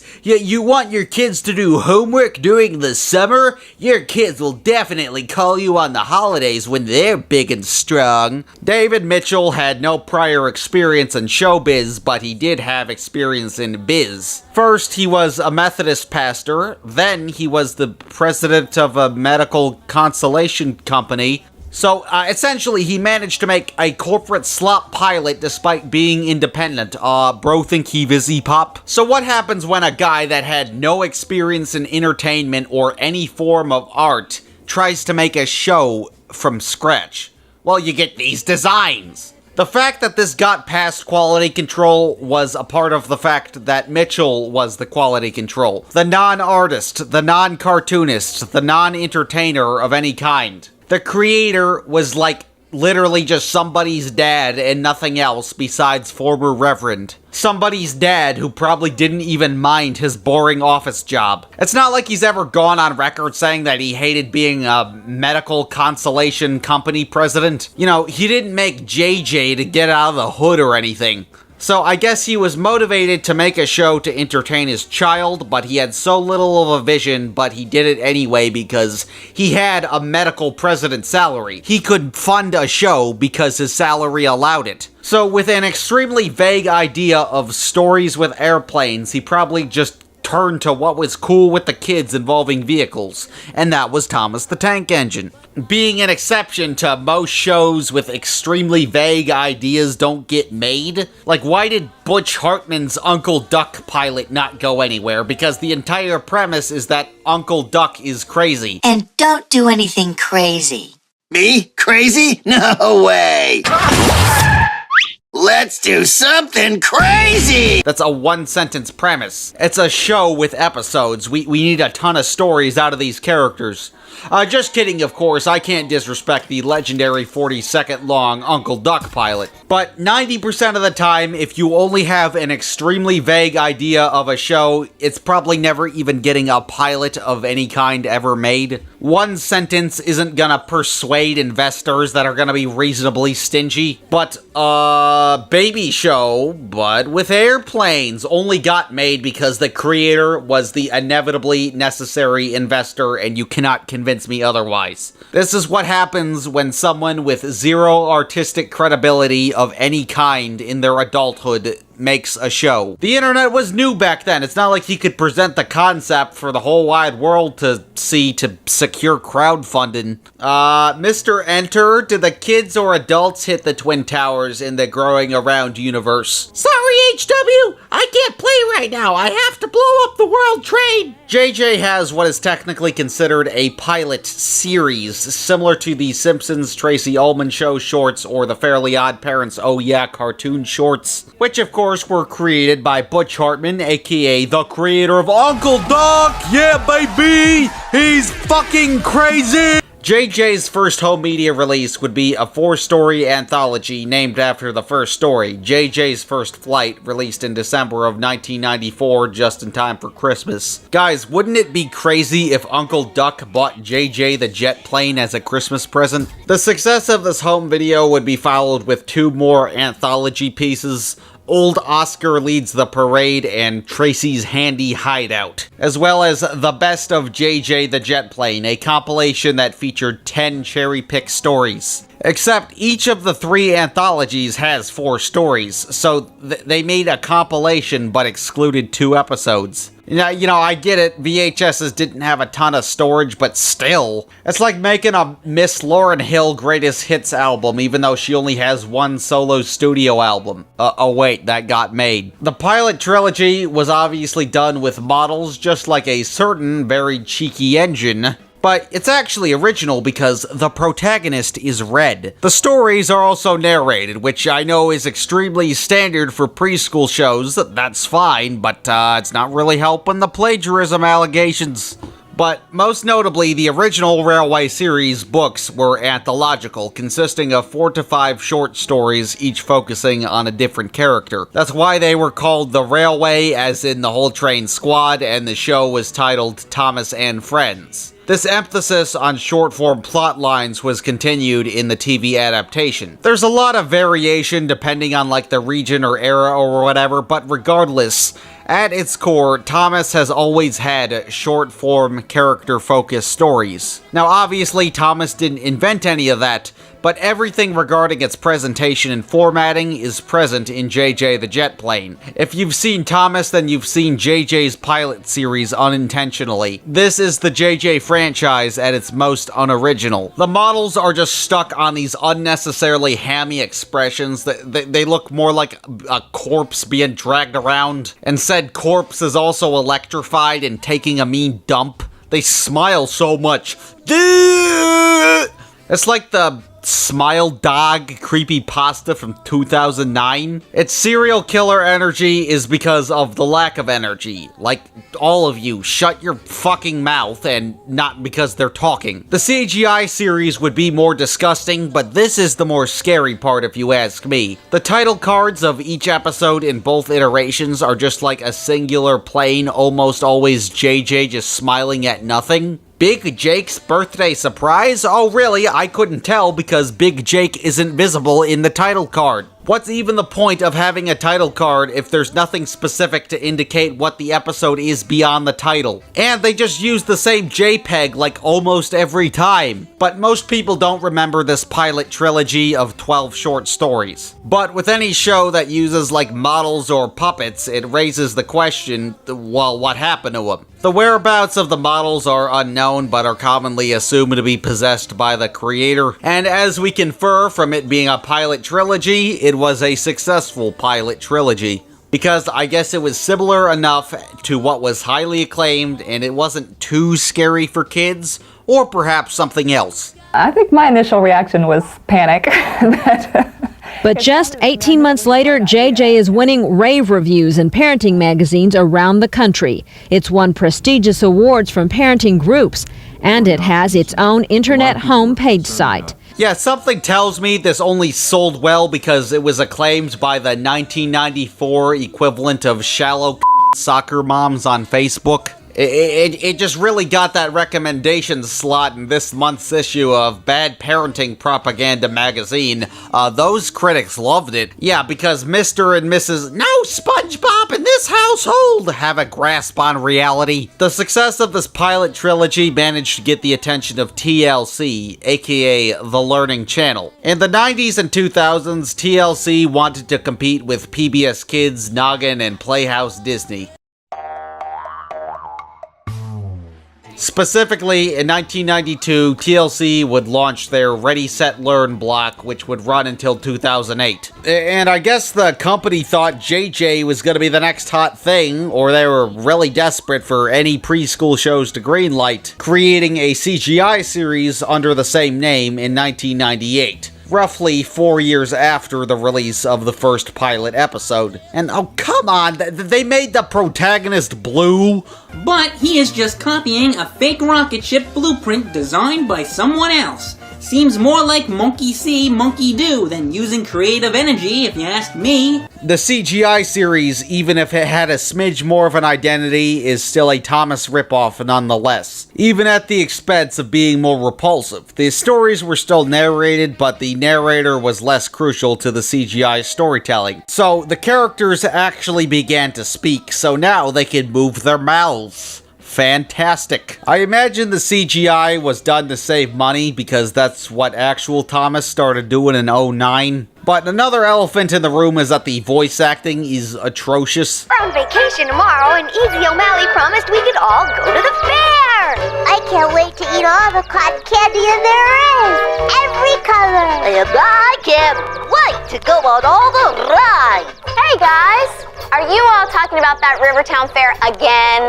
Oh, sorry, Brenda, but we're so excited. I know, me too. The majority of the voices were done by Mary Kay Bergman, Sandy Fox, and Debbie Derryberry. Derryberry would replace Bergman after a firearm suicide in 1999. But all three of these main voice actresses specialize in high-pitched voices, whether it be child characters of both sexes or just annoying girl characters. But just about every voice besides the small amount of adult male characters have ridiculously over-the-top voices. Now, I know it's a cartoon, but the fact that the majority of the main cast are so over-the-top and so high-pitched, it gets annoying really quickly. Nothing against the main voice actresses, Bergman especially was a legend gone too soon.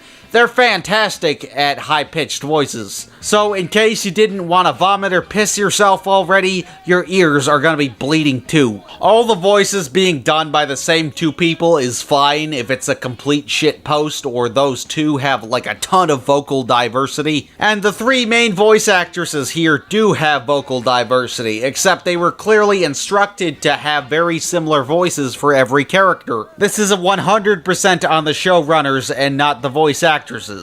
But so many annoying girl voices get so irritating very quickly. Now, what's the central premise of this show? Well, I don't even fucking know. It's like life lessons at an airport, I guess? Thomas was also a series oriented around simple life lessons.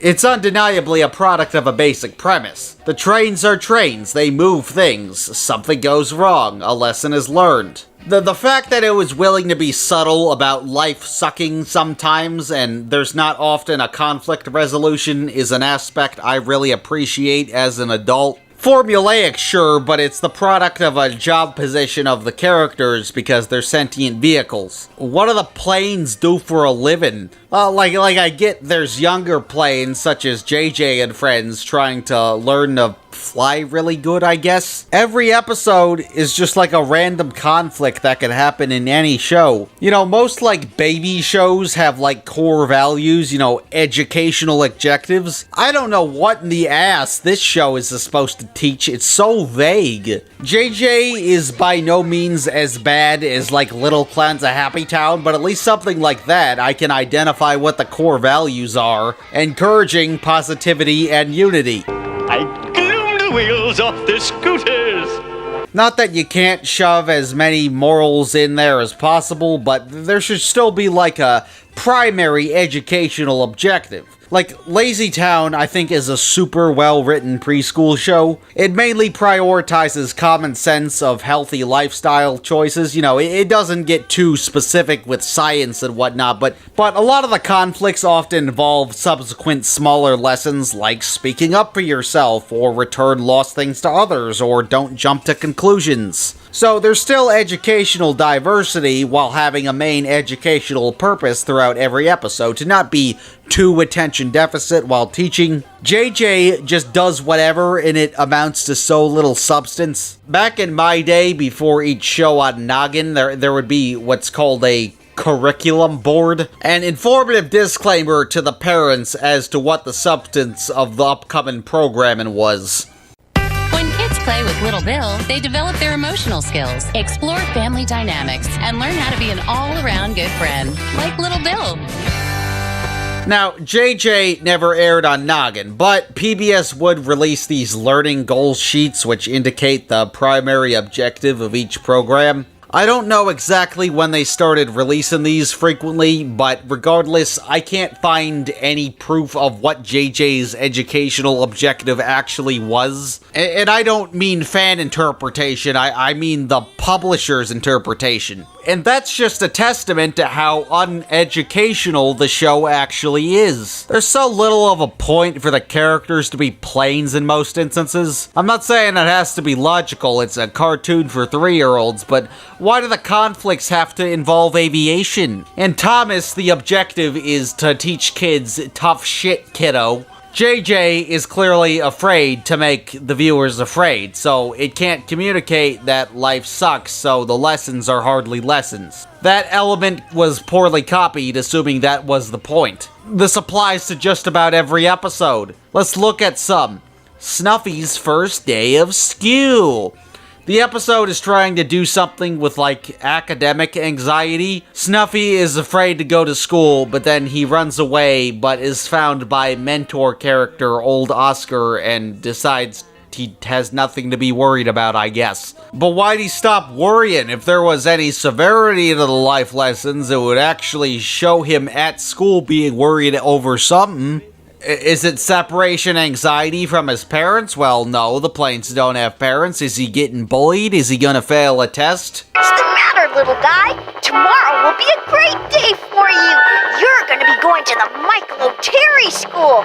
That's where Tracy and I went when we were little. But I'm scared of... Oh, okay, he's afraid because exposition dump with zero severity. Fantastic. That's really fucking down to earth for youngsters. Thomas's severity is bare minimum, it's for babies, but it is willing to be severe. And as somebody who watched the original show at a young age, probably the most famous story from the Railway series is the sad story of Henry. It was famous enough to be chosen for the stupid-ass live pilot and a vinyl record, and to be the 3rd episode of season 1, or sorry, series, because it's British. If you know the plot, you can probably remember it just by looking at a single book illustration or frame from its adaptation. In case you need a refresher, Henry is left to die in a tunnel because he didn't want to work in the rain. Actions have consequences, a life lesson with no happy ending. Simple but effective, but not disturbing, but not sugar-coated either. Perfectly balanced as all things should be. And he does get let out of the tunnel literally in the next episode. He's not actually left there to die for the entire show. That's a common misconception, which I don't blame people for mistaking.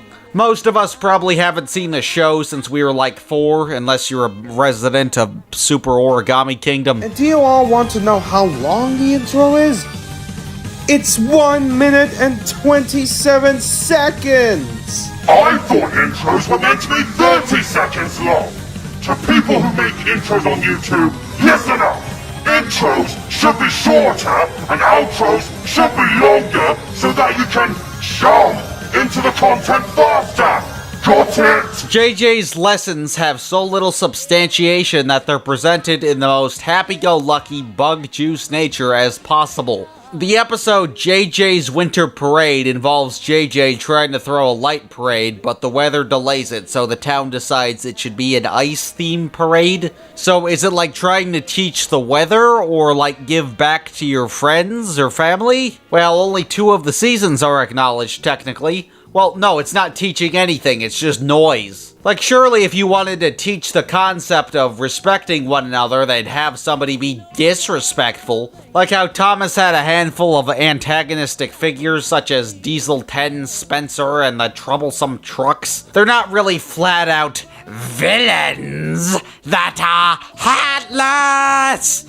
But, you know, they're just kind of like crew members that are kind of a dickhead sometimes. But for conflicts like these, what's even the point of saying that actions have consequences if you're gonna pussy out like a bitch and hardly show consequences? There's zero effort in putting the characters in scenarios that could actually be, like, shocking for its target demographic. Like, how the fuck did you forget that life can be scary when trying to teach life lessons? In all seriousness, some of this show's content came after 9/11, in which tons of media, especially children's media, edited out any references to anything resembling the World Trade Center or vehicles flying and crashing, even if it does something as harmless as an establishing shot in the NYC and Home Alone 2 Lost in Trump Tower. So, mainly towards the end of the run, post 9/11, maybe they were a little too cautious, and the very possibility of the team being a little too sensitive over flying vehicle injuries kind of derails the morals, at least in presentation visuals, to substantiate the lesson. In Tracy's Candy Catastrophe, Tracy has a candy obsession, and she has a nightmare where everything she touches turns to candy. Then she wakes up and realizes that too much candy is bad. But no, we can't have a conflict the fault of our own character's life choices. That could remind our kids that life can be scary. We don't want kids to be scared. Well, despite the fact that they're ripping off a show famous for its frightening for baby show standard moments. Just about every episode is like this, just random life lessons with an unwillingness to demonstrate the bare minimum of difficulties from consequences. For the actual characters, there's a large emphasis on role models, so the characters can be divided roughly by their age category. And of course, the role model characters, the adults, just step in to say something that makes the bare minimum of conflict even more sunshine and rainbows. For the kids, there's JJ himself, the everyman with like no flaws whatsoever. From what I could get my hands on, there is like one episode where JJ has a flaw of having nightmares. A lot of the time he's just there to help resolve the issue despite not having any issues of his own, which is just unrealistic. Like, obviously, Thomas the Tank Engine got focus stories in Thomas and Friends, but, you know, that's because they were willing to have a protagonist with good and bad qualities. Then there's JJ's girl copy-paste Tracy, who's smart and reads books because pink and girl is pink. She's got, like, the Donald Trump spray tan. Hello, you people know a lot about trucks. Bing, Yo, bing, yo, bing, yo! bing, Ah! bing, bong. China. Bing, bing, bong. Snuffy is just Millhouse and has a fat fucking poop nose. I don't even know what the fuck Herky is supposed to do. He just spazzes out like an idiot with his exaggerative accent. To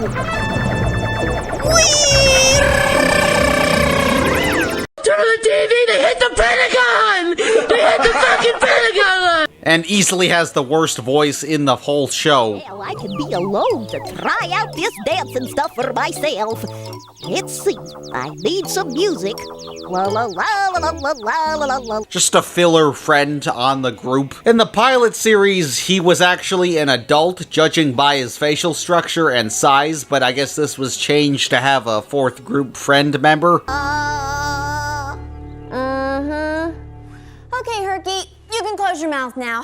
As for the adult characters, why is the lesbian so realistic? There was one live-action human part of the main ensemble, Brenda Blue, the town's mechanic, even though she wears a red hat sometimes, so hurry up and pick a favorite color, lady. Goddamn. There's Big Jake, JJ's mentor, Savannah, Tracy's mentor. This could have been one character. At least there was some thought to have a positive role model for both genders, but they're still the same character. Old Oscar is an elderly role model, and I don't think his age is ever actually important to anything. It's just a design choice. He can fly around like fine. This isn't a respect your elders character. There are also some secondary residents of Terrytown, the main setting, including Revan Evan, a fire truck, and his cousin, Tuffy, a tow truck. Self-explanatory roles and stories. There are also some very minor but other live-action characters, including Mrs. Blue, Brenda's mother,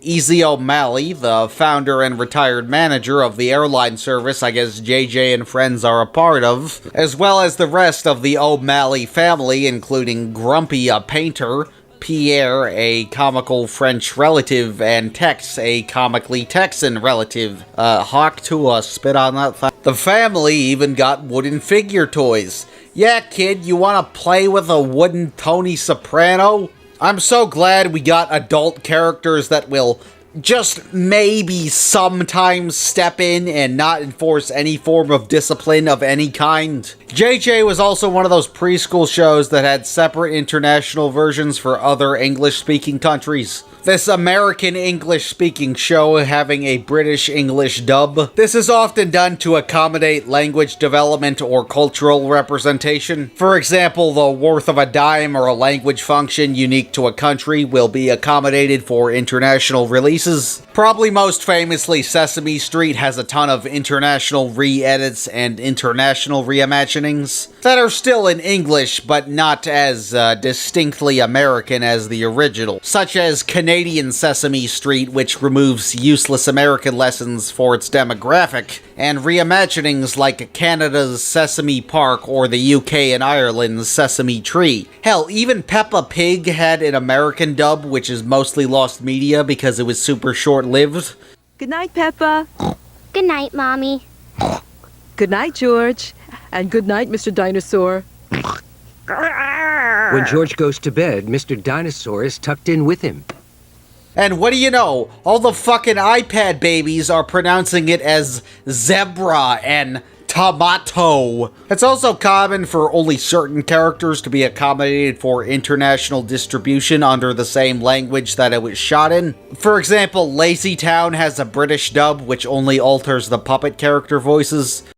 This post box is mine, and this triagonal sign. Not every British preschool show has an American dub and vice versa. So if it was justified from an educational or production standpoint, it kind of just varies from example to example, show for show, you know? I actually really don't think Thomas needed one, besides some, like, a couple slang words, I guess. Like, I've never used the word cheeky outside of describing Thomas in reference to the show's own songs. In JJ's British dub, the only notable differences are the alteration of the narrator and Brenda Blue being played by a completely different British actress.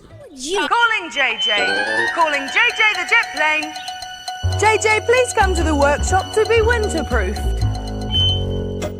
Now, as an American that legitimately cannot name more than 5 British prime ministers, I really don't think JJ's British dub was justified from a production standpoint. It only has a British narrator and 1 British lady. If the show was more educational about cultures or language or monetary skills, I'd understand, but again, JJ has no core values. Obviously, the animation is gonna be disgusting, but surely it could at least do its job as an educational series, no matter how mediocre. But no, this is worse than I initially gave it credit for. It sucks at basic education too, which is a death sentence for a show with a demographic this young. TLC would continue to air the show for 1 more season. Season 1 of the CGI series lasting between November to December of '98, with Season 2 lasting between January '99 to March 2000. But then they were done. But the TLC series managed to get the attention of its competitor, PBS Kids. a far more common free-to-watch non-profit television network, meaning that JJ would begin to terrify more kids than ever. But shit, I guess it was doing something right. Because in 2001, the series would continue between June to July, and that's where the series ended for the moment. Until 2003, where the franchise received yet another dub, but this time a Christian dub. And what I mean by Christian dub is that they started lazily nailing in Christian messaging to the show, which still doesn't hold itself accountable for its lack of core values. Because again, it was created by a former Methodist pastor, and it's never really been confirmed if he lost his faith and regained it or not, but regardless, at some point he thought Christian messaging wouldn't be appropriate for the property, but no, then he changed his mind. Hey, I know. Let's go sin. Yeah, I like it. Now, I don't think it's fair to call all religious media besides VeggieTales exploitative, but I think it's fair to call the majority of Christian media besides VeggieTales bad. Well, because it is. I may look happy on the outside, but I'm not very happy on the inside. How come you're not happy on the inside? Well, I feel like no one loves me. Jesus loves you, so do I. Thank you, Gary. I feel happy on the inside, but how do I stay happy on the inside? Play. Look at this Eastern Orthodox Christian icon created during the Byzantine Empire that was brought to Venice in 1319 depicting Mary and the Son of God. Why is baby Jesus just a smaller human and not a baby? But if its heart is in the right place, then it'll be obvious. But if not, then it'll be even more obvious. And it's quite obvious this Christian dub was only designed to exploit Christian audiences by now reinventing it as a religious show. JJ and Snuffy were on their way to town to pick up some vegetables for the big meal. They were going to learn to be very thankful for God's help and for each other.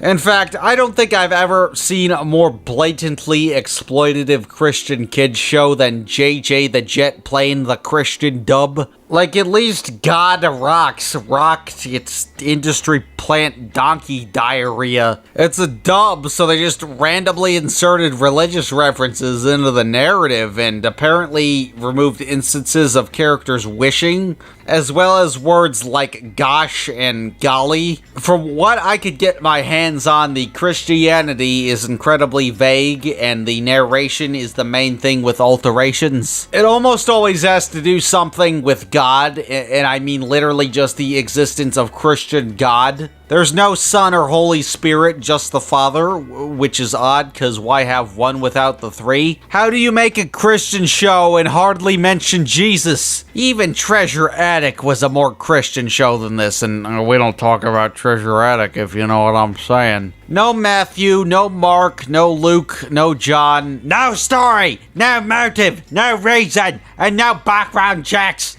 The Christian dubs are super hard to come by, mainly because the episodes aren't labeled as Christian dubs. You know, it doesn't have that type of fanfare where folks will go out of their way to distinguish which version it is when archiving. This ain't Dragon Ball in South America.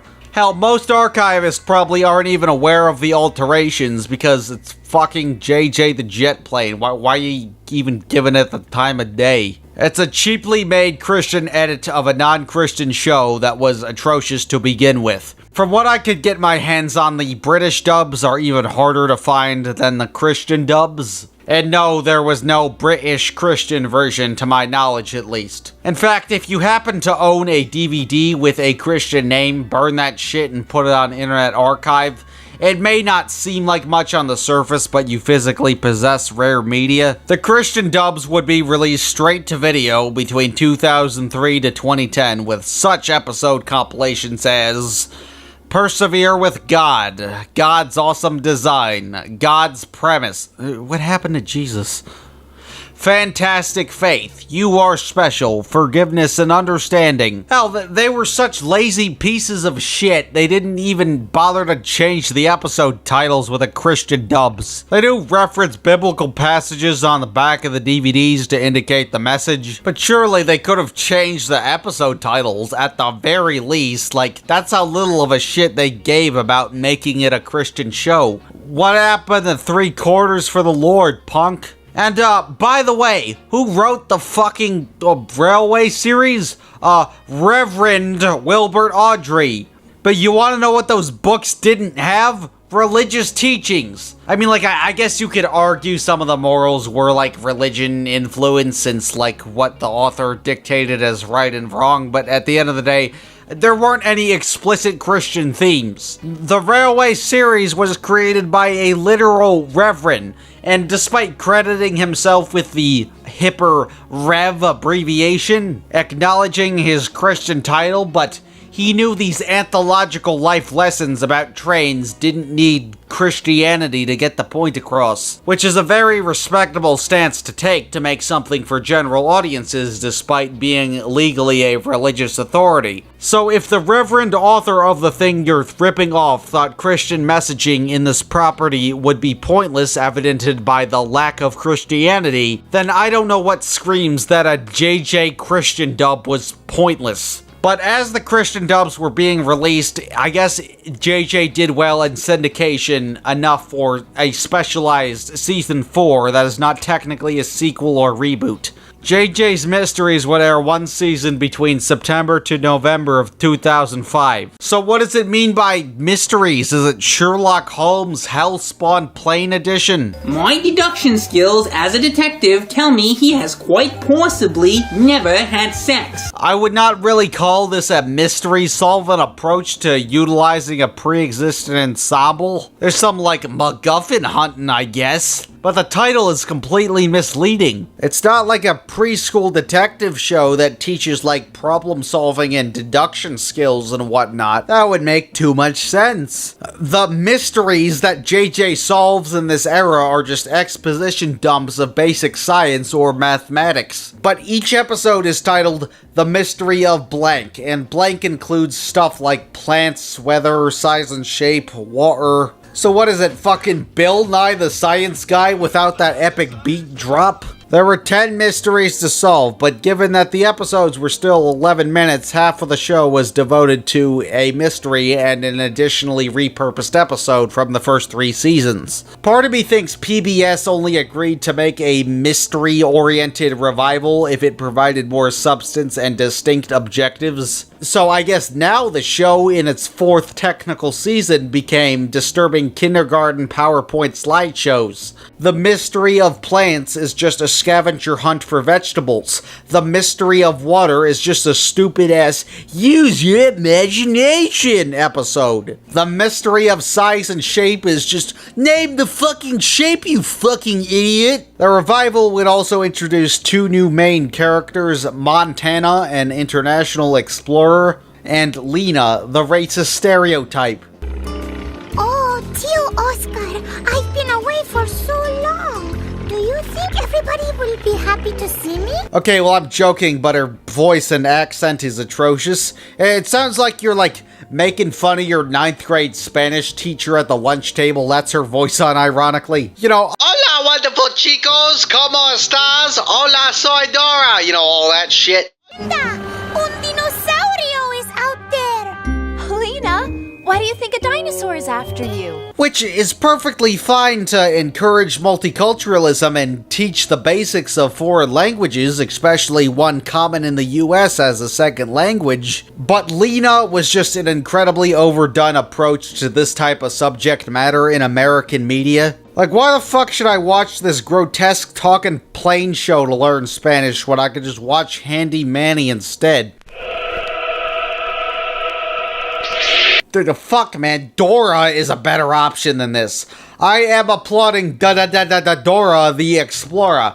Fucking Dora. You know, that punk bitch misbehaved at Burger King and got grounded. You know, I was pretty surprised that Nina got a kiddie ride. She's not even like the main female plane of the lore. But I guess she has a bow, and that's more feminine, so little girls can swing low sweet chariot on the wonderful Chica plane. It's commonly assumed that there was an intended second season of JJ's Mysteries consisting of another 10 mysteries. There were 3 characters that were exclusive to the die-cast toy line Wooden Adventure System. According to fan recollections, there was allegedly a website poll in 2003 as to what characters they should add into the show, as it was beginning its revival state with JJ's Mysteries. The 4 options were Montana, who won, Truckee, Solar, and Captain Bob. Although it is very much possible that these other 3 characters were only designed for toys, given that that's their only form of media. Or they could have been planned for use at a later date that never got to happen. JJ's Mysteries ended before their episodes could have been finished, but not before the toys could be released. Yeah, that's right, during the PBS revival era, it got a surprising amount of toys. These are also similar to Thomas's long-running wooden die-casts. There are even location sets under the line, including a Talkin' Airport Control Tower, Revan Evans Firehouse, Herky's Hangar, the Big Hangar, the Kids Hangar, and the Easy O'Malley Barn. There's also what's called a touch-and-go starter set, which I guess has some sort of launch feature with a runaway water tower. And of course, the wooden dolls of the human characters, which even include JJ's lore's Glupshido equivalents like Brenda's mom. There was also a deluxe gift set that included the big hangar, an exclusive storage case, and the whole main squad plus Tuffy. The sculpting on the die-cast is too damn accurate, which is a bad thing because it's disturbing. It's really giving that corpse taking a mean dump energy of the original model series. I don't think they sold very well, not that it's really measurable, but we can at least infer that the merchandise sales weren't good enough to get more content made from PBS. Content that possibly could have included the more toy-exclusive characters. But PBS's joint venture, Sprout, would take over JJ's syndication. The Sprout network was intended as a replacement for PBS Kids. PBS Kids as in the 24-hour separate channel, not the early morning block on the main channel or the brand. PBS Kids took the opportunity to team up with Comcast, Sesame Workshop, and HIT Entertainment to distribute as much content as possible with this 24-hour replacement. But out of a combination of legal factors, Comcast acquired full ownership of the Sprout network in 2013 and rebranded it to Universal Kids, as Comcast also owns NBC Universal. But on the contrary, PBS would relaunch a proper 24-hour PBS Kids TV station in 2017, still on the air today. But regardless, all of these companies were dumping just about everything they actively utilized their syndication rights for on Sprout.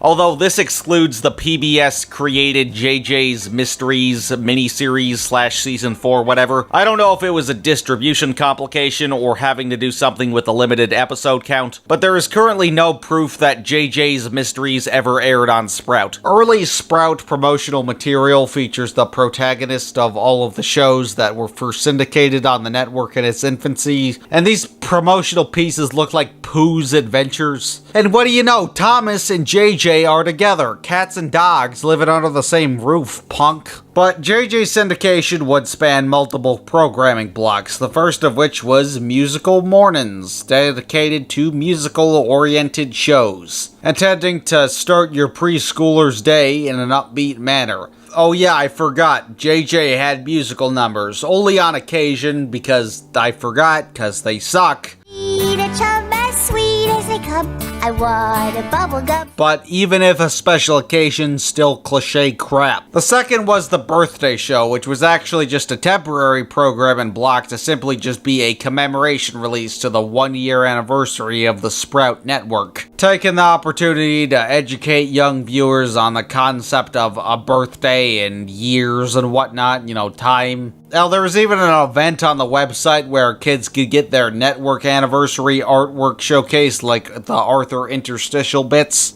said Mom. Here's one by Mason, based on JJ's design, as well as Tracy alongside Angelina, the ballerina, and Nadi, I'm pretty sure. The host of this block was Kevin, portrayed by Kevin Yadama, who was a well-received enough host to appear on a semi-permanent programming block that also featured JJ, which was the Sunny Side Up show hosted by Chica, a chicken puppet. Matt Pat, I think you're gonna need to come out of retirement to explain this one. Pizza? Speaking of the and shows, JJ also appeared on the Let's Go show block, starring Miles and his puppy puppet Banjo, traveling the world while encouraging the child's viewers to ask questions about the world around them. The final Sprout programming block that happened to syndicate JJ was March Menu, which was hosted by the cast of Sprout Diner. Come in, come on, are you looking for a bite?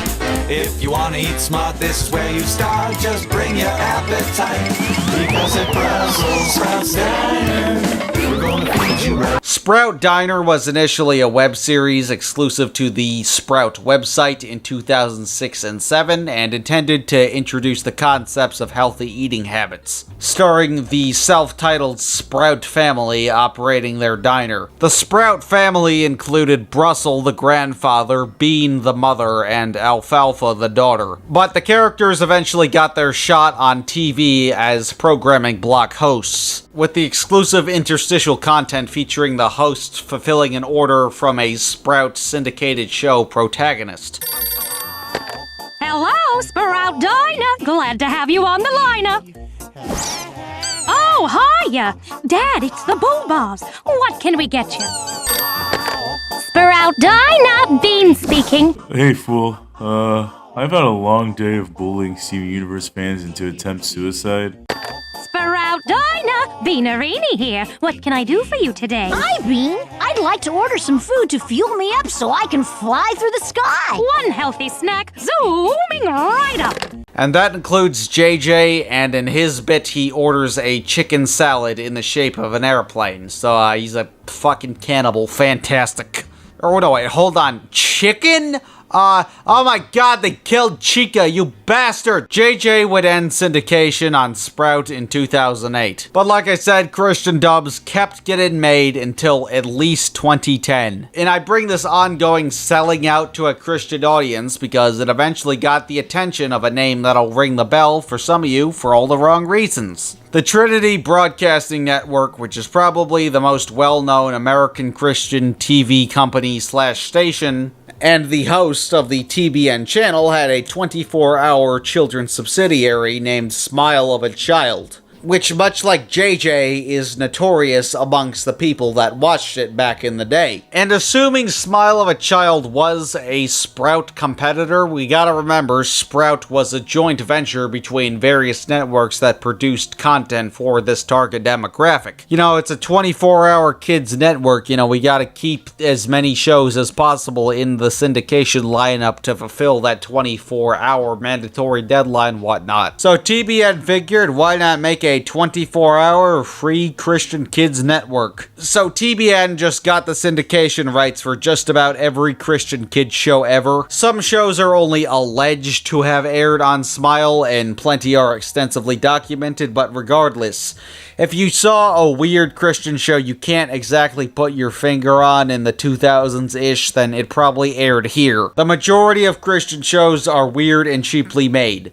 So there was an entire network of mostly shoestring budget Christian shows that nobody liked. And because most Christian shows in the streaming era don't even air on Christian networks to my knowledge, all the new Christian shows went to streaming, as there are a ton of Christian kids streaming services. So Smile of a Child, on top of airing crap, would also be airing vintage crap. I know you're upset. We all are. But, Jeannie, why did Grandpa have to die? Well, he's not really dead, Eugene. Just don't think of him as being dead. Well, he is dead, Jeannie. He's not alive anymore. Now, wait a minute. His spirit is alive. His spirit? Yes.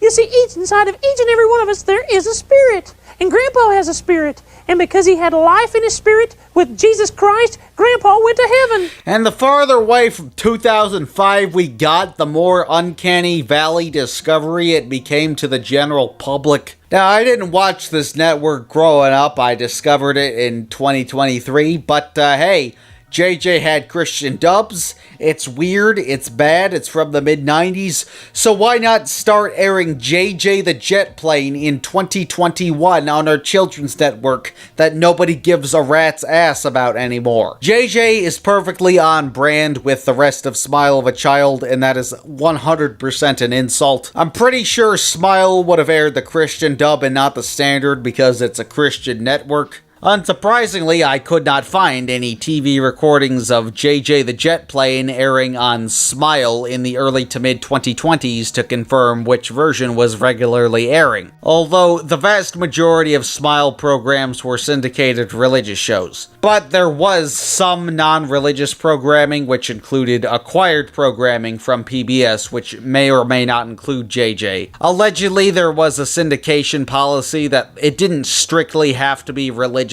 but it had to be very safe. You know, something you'd find in a Christian show that treats kids like complete idiots. If it was close enough, I guess it was allowed. And that PBS acquired programming included the Dooley and Pal show, which also had a Christian dub, which was subtitles as Christian Ministry, the Zula Patrol, Rags, Bros Think They Hoop Dogs, Curiosity Quest, not to be confused with the company that made the OG JJ series, and of course My Bedbugs, which was far more recognized for its kind of reboot the Oogie Loves in the Big Balloon Adventure, which is widely considered to be one of the worst movies ever made, myself included. Like, think about it, there's gotta be some poor bastard that was forced to watch JJ the Jet Plane in the early to mid 2020s. That doesn't sound real, but it most likely is, because that kid is probably watching this video like 13 years from now.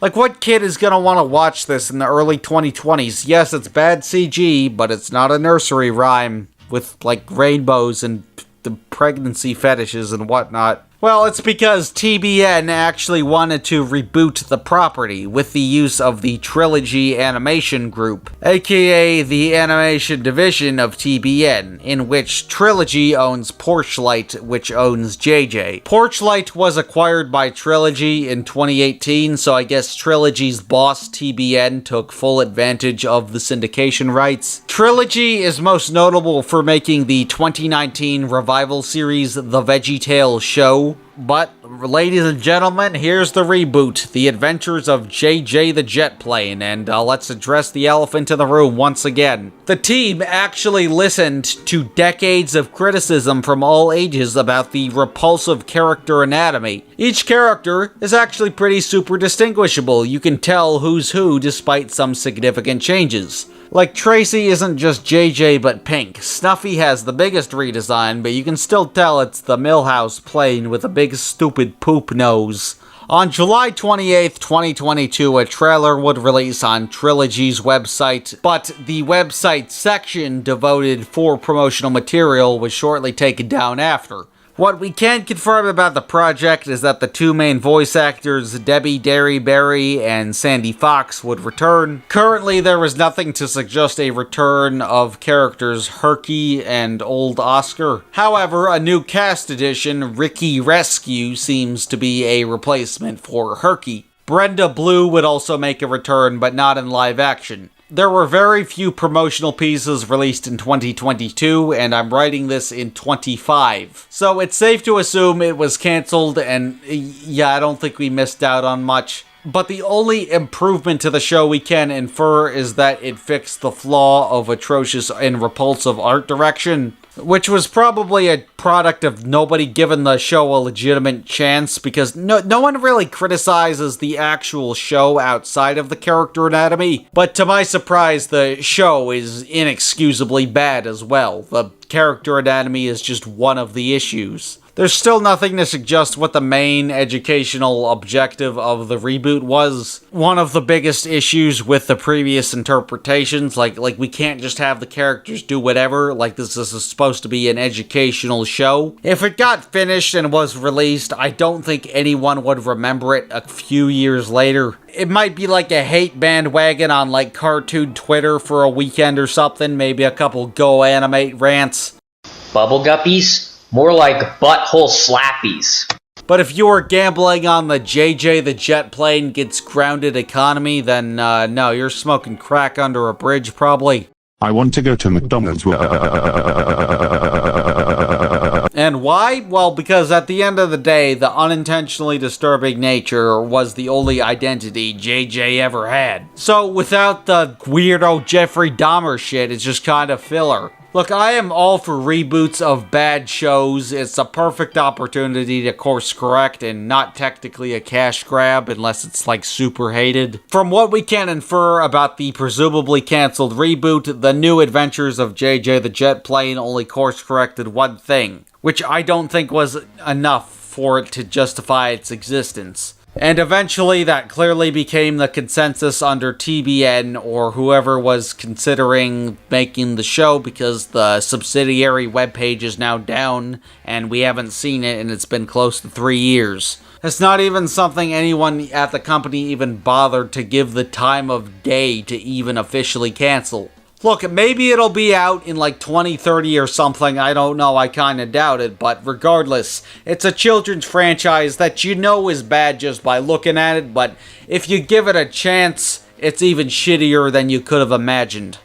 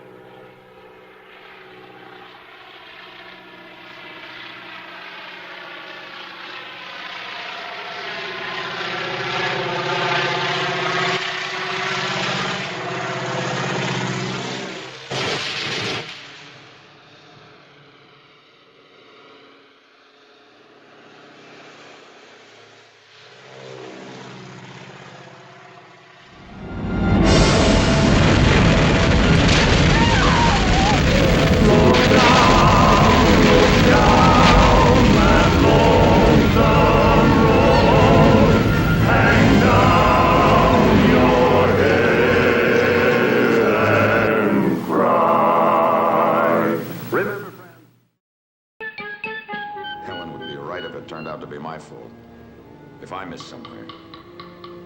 The irony. Helen would win,